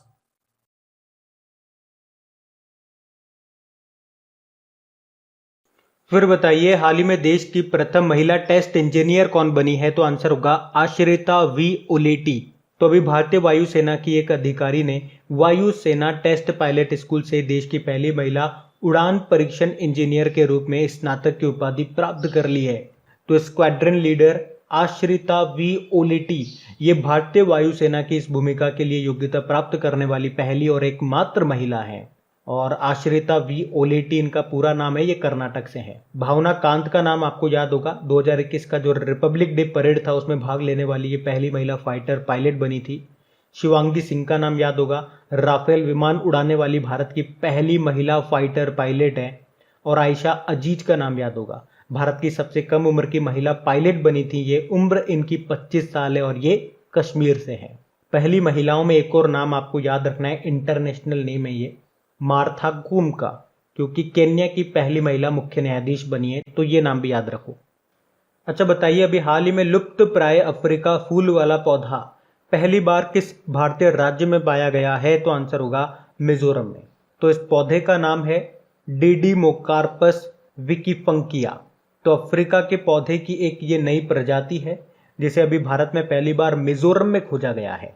और ये पौधा एंडेंजर्ड यानी कि संकटग्रस्त श्रेणी में है और इसे खोजा है Indian institute of science education and research Bhopal के वैज्ञानिकों ने।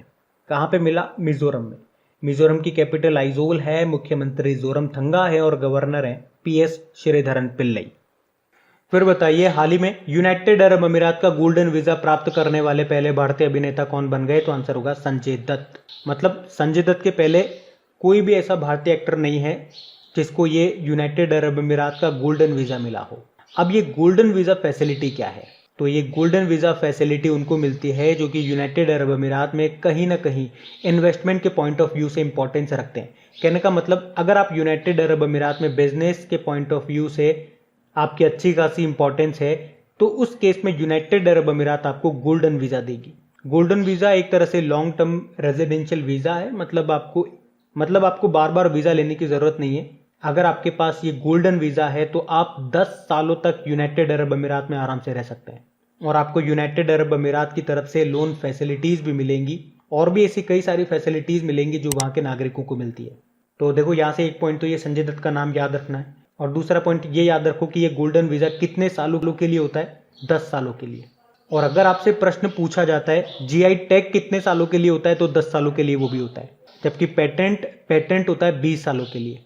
देखो, यूनाइटेड अरब अमीरात की कैपिटल अबू धाबी है। यहीं पे आपको इंटरनेशनल रिन्यूएबल एनर्जी एजेंसी का हेडक्वार्टर मिलेगा। करेंसी दिरहम है। प्रेसिडेंट है शेख खलीफा बिन जायद अल नहयान।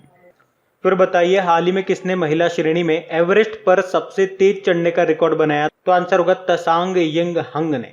तो हांगकांग की पर्वतारोही है ये तसांग यिन हंग, और ये अभी 25 घंटे 50 मिनट में माउंट एवरेस्ट पर चढ़ गई, और इतने कम समय में एक महिला के द्वारा ये दुनिया की सबसे तेज एवरेस्ट चढ़ाई का रिकॉर्ड है। और इन्होंने किसका रिकॉर्ड तोड़ा?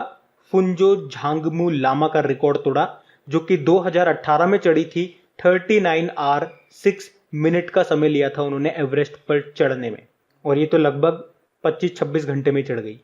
अच्छा, माउंट एवरेस्ट की ऊंचाई कितनी है? 8848.86 मीटर। अब ध्यान से सुनना, ये तो महिलाओं में रिकॉर्ड बनाया है इन्होंने सबसे तेज चढ़ने का, लेकिन अगर पुरुषों में बात करेंगे तो पुरुषों में नेपाली पर्वतारोही हैं जिनका नाम है पेम्बा दोरजी। पुरुषों में रिकॉर्ड उनके नाम है। वो माउंट एवरेस्ट पर चढ़ गए थे 8 घंटे 10 मिनट के रिकॉर्ड समय में। ठीक है, तो वो भी ध्यान रख सकते हैं आप। बाकी ताशी यांगजोम का नाम याद होगा, ये 2021 में माउंट एवरेस्ट को फतेह करने वाली पहली महिला है। अरुणाचल प्रदेश से है ये। कामिरीता शेरपा का नाम आपने जरूर सुना होगा। माउंट एवरेस्ट पर सबसे ज्यादा यानी कि 25 बार चढ़कर के रिकॉर्ड बनाया इन्होंने। वहीं महिलाओं के बारे में अगर मैं आपसे पूछूं कि माउंट एवरेस्ट पर सबसे ज्यादा चढ़ने वाली महिला कौन सी है, तो लाखपा शेरपा उनका नाम है। 9 बार चढ़ी है ये। बलजीत कौर की बात करेंगे तो माउंट पुमोरी चोटी को फतेह करने वाली पहली भारतीय बनी थी, ये हिमाचल प्रदेश की है। अभी कुछ और नाम मैं आपको बताऊं तो मिंगमा तेंजी शेरपा का नाम याद रखो, नेपाली पर्वतारोही है ये। अभी मात्र 4 दिनों में माउंट एवरेस्ट पर 2 बार चढ़ करके रिकॉर्ड बनाया था इन्होंने। जबकि महिलाओं में बात करेंगे तो ये जो रिकॉर्ड है ये अंशु जनसेनपा के नाम है, जो कि भारतीय हैं। मतलब 118 घंटे और 15 मिनट का समय लेकर के वो माउंट एवरेस्ट पर 2 बार चढ़ी थी। बाकी विराट चंद्रा नाम हमने पढ़ा था करंट अफेयर्स में ही। हैदराबाद के हैं, उम्र 7 साल है, और अभी माउंट किलिमंजारो जो कि अफ्रीका की सबसे ऊंची पर्वत चोटी है जो आपको मिलेगी तंजानिया देश में, उसको फतेह करने वाले ये सबसे युवा भारतीय बने। प्रियंका मोहिता का नाम आपने सुना होगा, प्रियंका मोहिते माउंट अन्नपूर्णा को फतेह करने वाली पहली भारतीय महिला बनी है। माउंट अन्नपूर्णा ये नेपाल में मिलेगी। और 2 नाम और बताता हूँ मैं आपको हमेशा। एक तो बछेंद्री पाल का नाम है, माउंट एवरेस्ट को फतेह करने वाली पहली महिला, और एक अरुणिमा सिन्हा का नाम है, माउंट एवरेस्ट को फतेह करने वाली पहली दिव्यांग है ये। तो ये सारे पॉइंट्स मैंने आपको एक ही क्वेश्चन में करा दिए। जितने भी अभी तक इससे रिलेटेड हमने करंट अफेयर्स में पढ़े थे, उसके अलावा जो भी स्टैटिक आपके बन सकते थे वो भी मैंने आपको बता दिए। बाकी एक नाम और रह गया, माउंट एवरेस्ट पे सबसे पहले फतेह करने वाले, सबसे पहले चढ़ने वाले थे न्यूजीलैंड के एडमंड हिलेरी, और उनके शेरपा का नाम था तेंजिंग नॉर्गे। वो चढ़े थे कब? 29 मई 1953 में, इसीलिए 29 मई को इंटरनेशनल एवरेस्ट डे मनाते। बताइए, भारत की सबसे बड़ी रिक्लाइनिंग बुद्ध की प्रतिमा को किस स्थान पर स्थापित किया जाएगा? तो आंसर होगा बोधगया। रिक्लाइनिंग मतलब क्या होता है? लेटे हुए। आपने भगवान बुद्ध की ये प्रतिमा जरूर देखी होगी, और अभी तो ये बन रही है जिसमें भगवान बुद्ध इस मुद्रा में लेटे रहते हैं। और ये जो मुद्रा है ये बहुत इंपॉर्टेंट है, क्योंकि उत्तर प्रदेश के कुशीनगर में जब भगवान बुद्ध ने अपने प्राण त्यागे थे तो उससे पहले वो इसी मुद्रा में लेटे हुए थे। और ये मुद्रा उनके परिनिर्वाण को दिखाती है, जो कहते हैं ना कि ब्रह्मांड में समा जाना, उस पोजीशन को दिखाती है। और इस प्रतिमा को बोध गया में अब स्थापित किया जाएगा। मैंने आपको बताया था भी कर्नाटक के उडुपी जिले में भी बुद्ध की एक लघु मूर्ति मिली थी।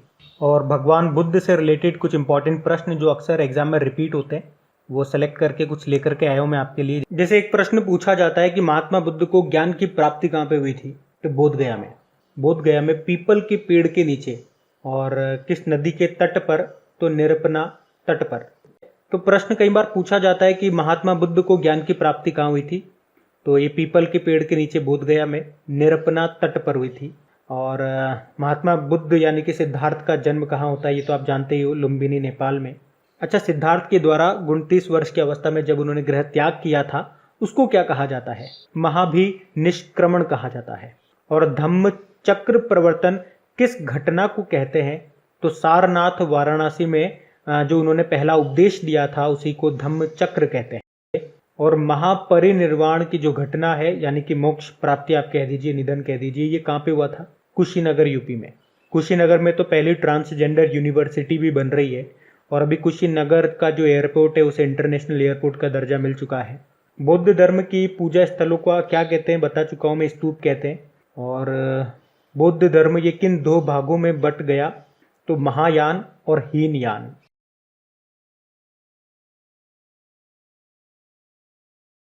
फिर बताइए अभी HDFC बैंक ने किस शहर में मोबाइल ATM लगाए हैं? तो आंसर होगा बेंगलुरु में। तो अभी देश के सबसे बड़े प्राइवेट बैंक HDFC बैंक ने बेंगलुरु में मोबाइल ATM लगाए हैं। मोबाइल ATM यानी कि चलता फिरता ATM, एक वैन होगी और उसमें ATM होगा। और बैंक के अनुसार बेंगलुरु 25वां शहर है जहां पर उन्होंने ये मोबाइल ATM लगाए हैं।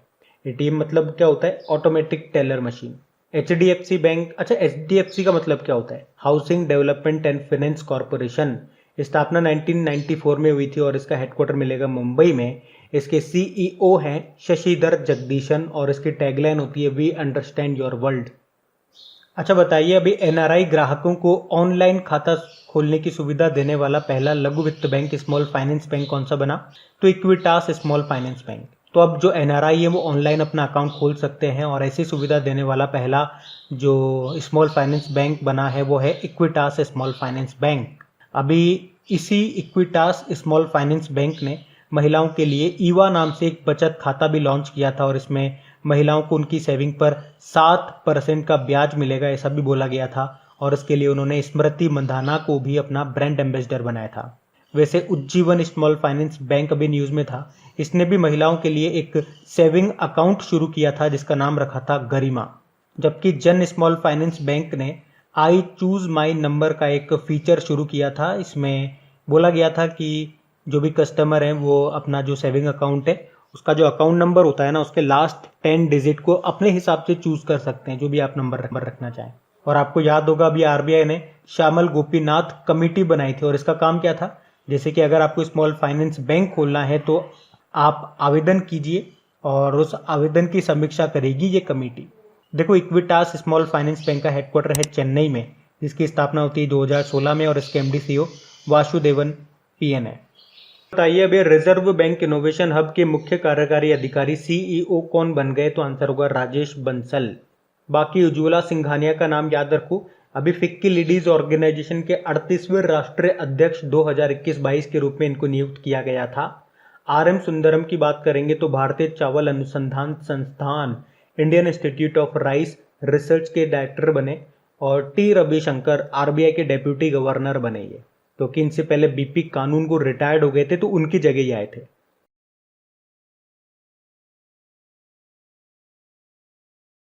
फिर बताइए अभी हाल ही में मोहाली अंतर्राष्ट्रीय हॉकी स्टेडियम का नाम बदलकर किसके नाम पे रखा गया है? तो आंसर होगा बलबीर सिंह सीनियर। तो ये जो मोहाली हॉकी स्टेडियम है ये आपको मिलेगा पंजाब में। अभी पंजाब सरकार ने ट्रिपल ओलंपियन और पद्मश्री बलबीर सिंह सीनियर के नाम पर मोहाली इंटरनेशनल हॉकी स्टेडियम का नाम रखा है। मतलब अब इस स्टेडियम को Olympian Balbir Singh senior international hockey stadium के नाम से जाना जाएगा। और इसी के साथ आपको बता दूं कि पंजाब सरकार ने अभी राज्य के बेहतरीन हॉकी खिलाड़ियों के लिए इन्हीं के नाम पर एक छात्रवृत्ति योजना को भी शुरू करने की घोषणा की है। अच्छा, बलबीर सिंह की ऑटोबायोग्राफी भी है, उसका नाम है द गोल्डन हैट्रिक। और देखो हॉकी से रिलेटेड कुछ पॉइंट्स मैं आपको बताऊं। एक तो ये देखो बिरसा मुंडा स्टेडियम, ये उड़ीसा के राउरकेला में जो भारत का सबसे बड़ा हॉकी स्टेडियम बन रहा है ना, इसका नाम बिरसा मुंडा के नाम पे रख दिया गया। और यहीं पे 2023 में मेंस हॉकी वर्ल्ड कप होंगे, उड़ीसा में होंगे, 2 जगह पे होंगे, भुवनेश्वर और राउरकेला में। और देखो हॉकी से संबंधित 2-3 ट्रॉफियां हैं जो कई बार अक्सर एग्जाम में रिपीट होती, जैसे कि सुल्तान अजलान शाह ट्रॉफी। इसका संबंध किससे है? हॉकी से है। एक रंगा स्वामी ट्रॉफी भी याद रखो, मेजर ध्यानचंद कप हो गया, इन सब का संबंध है हॉकी से। चलो एक प्रश्न आप मुझे बता दो, 2020 में किस हॉकी प्लेयर को राजीव गांधी खेल रत्न पुरस्कार मिला था? ये रहा प्रश्न आपके लिए, आप बताओ अब। बाकी अरुण जेटली, दिल्ली का जो फिरोज शाह कोटला स्टेडियम है उसका नाम इनके नाम पे रखा था। बाकी एम चिन्नास्वामी की बात करेंगे तो कर्नाटक के बेंगलुरु में आपको मिलेगा एम चिन्नास्वामी क्रिकेट स्टेडियम। और इनका नाम मैंने ऑप्शन में क्यों रखा, क्योंकि ये सोलर पैनल से संचालित दुनिया का पहला स्टेडियम है, तो इसे भी आप ध्यान रखें जब स्टेडियम की बात ही चल रही है। तो एक आपको पता है दुनिया का सबसे बड़ा क्रिकेट स्टेडियम बना है गुजरात के अहमदाबाद में, जिसे मोटेरा क्रिकेट स्टेडियम कहते थे, लेकिन अभी इसका नाम प्रधानमंत्री नरेंद्र मोदी के नाम पे कर दिया गया, तो ये भी ध्यान रखना। बताइए अभी हाल ही में आईबीएफ का नाम बदल के क्या कर दिया गया? तो आंसर होगा Indian broadcasting and digital foundation. IBM मतलब क्या होता है? Indian broadcasting foundation. तो ब्रॉडकास्टर्स की शीर्ष निकाय है ये इंडियन ब्रॉडकास्टिंग फाउंडेशन, जिसका भी नाम बदलकर Indian broadcasting and digital foundation कर दिया गया। वन लाइनर क्वेश्चन है, याद रखना।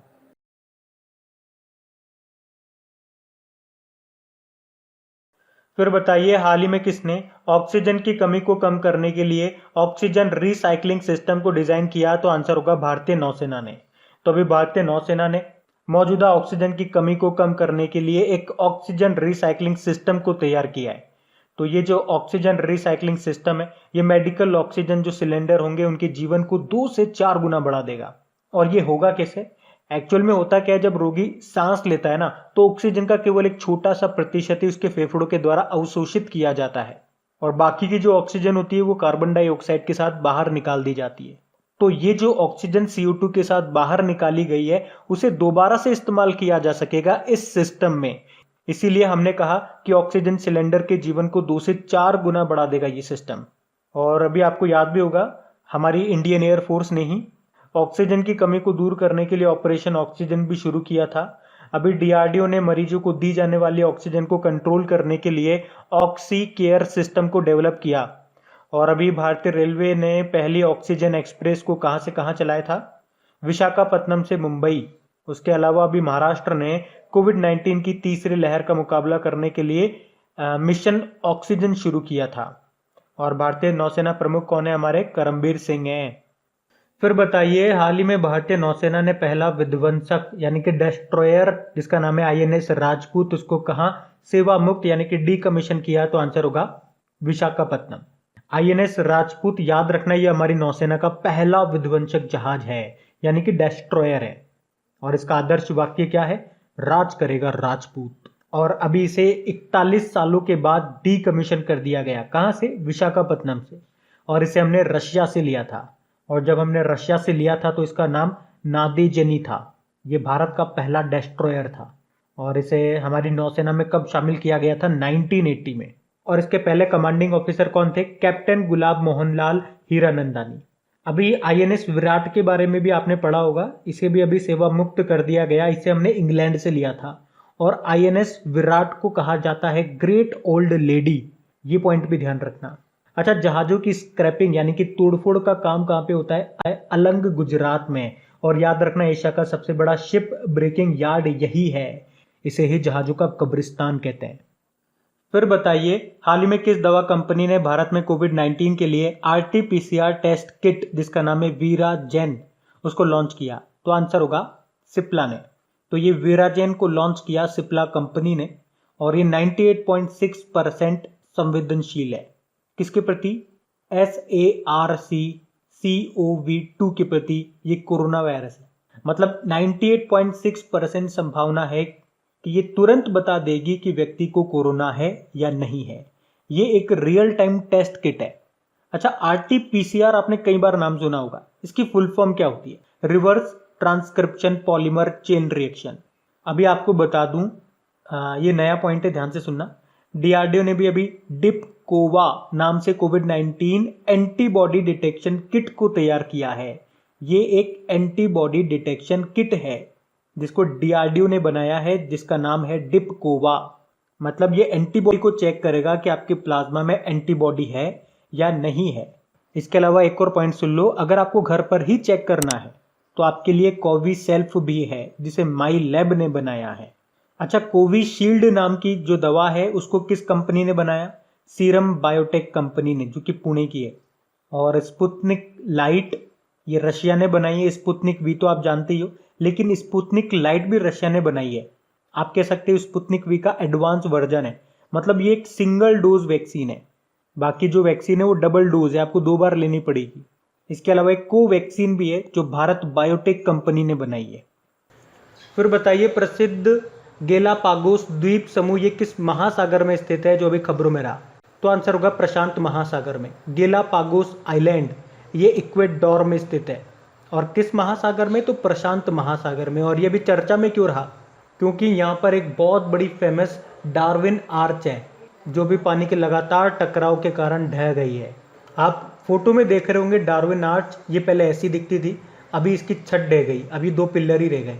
ये डार्विन आर्च यूनेस्को की वर्ल्ड हेरिटेज साइट में शामिल है और ये अभी टूट गई है, इसीलिए अभी चर्चा में है। अच्छा, रिंग ऑफ फायर ये किस महासागर में स्थित है पूछेंगे तो प्रशांत महासागर में। बताइए, इंटरनेट एक्सप्लोरर किस टेक्नोलॉजी कंपनी का प्रमुख ब्राउजर है? तो आंसर होगा माइक्रोसॉफ्ट। तो इंटरनेट एक्सप्लोरर को आपने कभी ना कभी यूज किया होगा। ये कब लॉन्च हुआ था? वैसे 1995 में, लेकिन ये बहुत स्लो है। फिर इसके बाद 2004 में आया था मोजिला फायरफॉक्स, फिर 2008 में आया गूगल क्रोम। तो जब ये आ गए तो इंटरनेट एक्सप्लोरर पिट गया।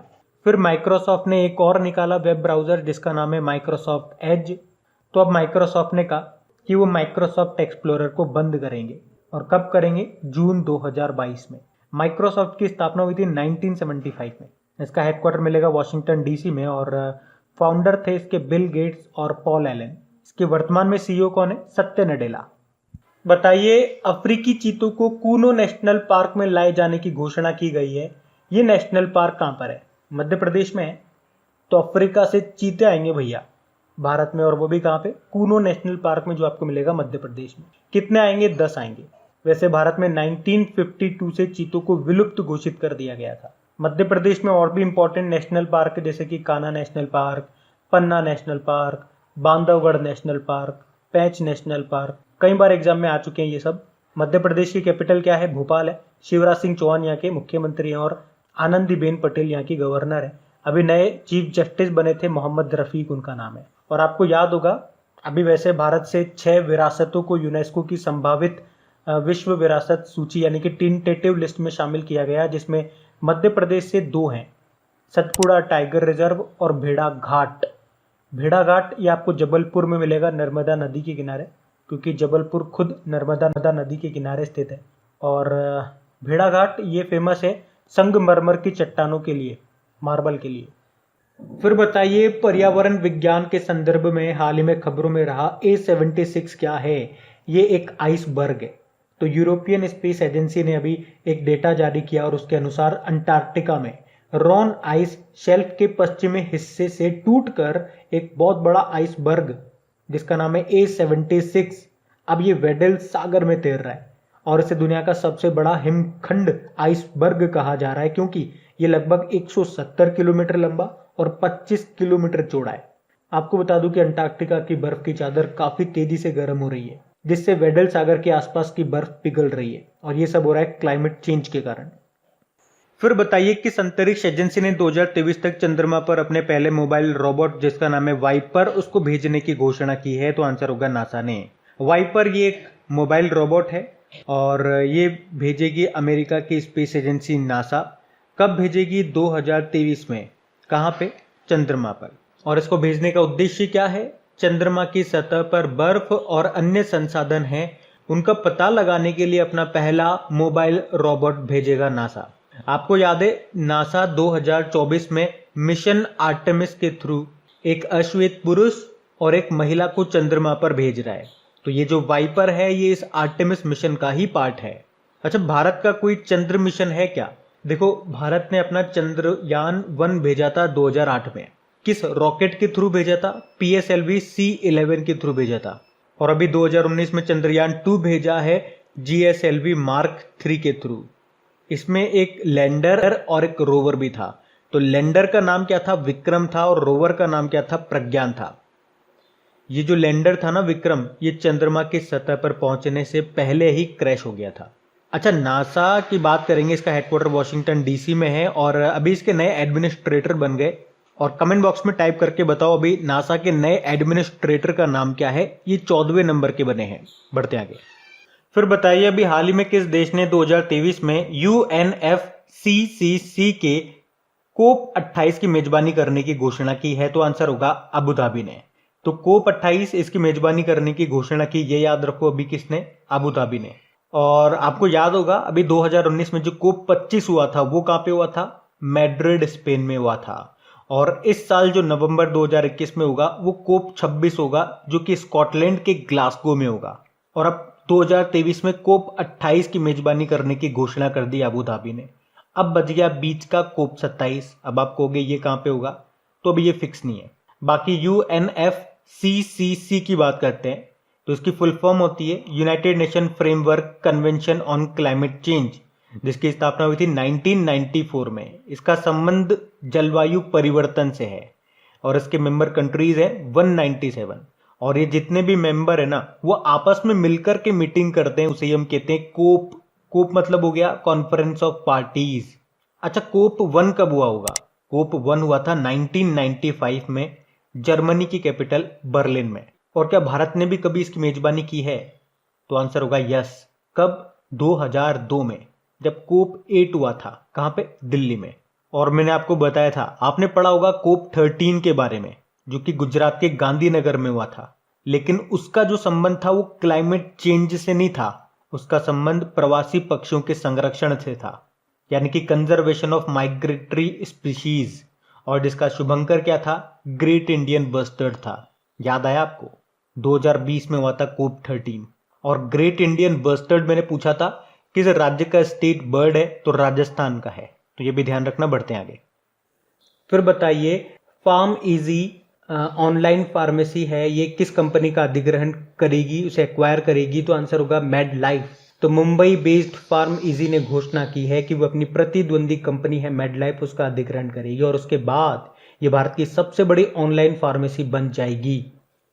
तो अगर आपको मेरी मेहनत अच्छी लगी, ये सेशन अच्छा लगा है, तो सबसे पहले इसे लाइक जरूर कीजिएगा और इस सेशन को अपने दोस्तों के साथ में, जो भी आपका स्टडी ग्रुप हो गया, व्हाट्सएप पे हो गया, फेसबुक पे हो गया, जहां पर भी, तो प्लीज इस वीडियो के लिंक को एक बार उनके साथ शेयर जरूर करना है। और टारगेट जरूर याद रखिएगा इस वीडियो का, 5000 लाइक का हम टारगेट रखते हैं।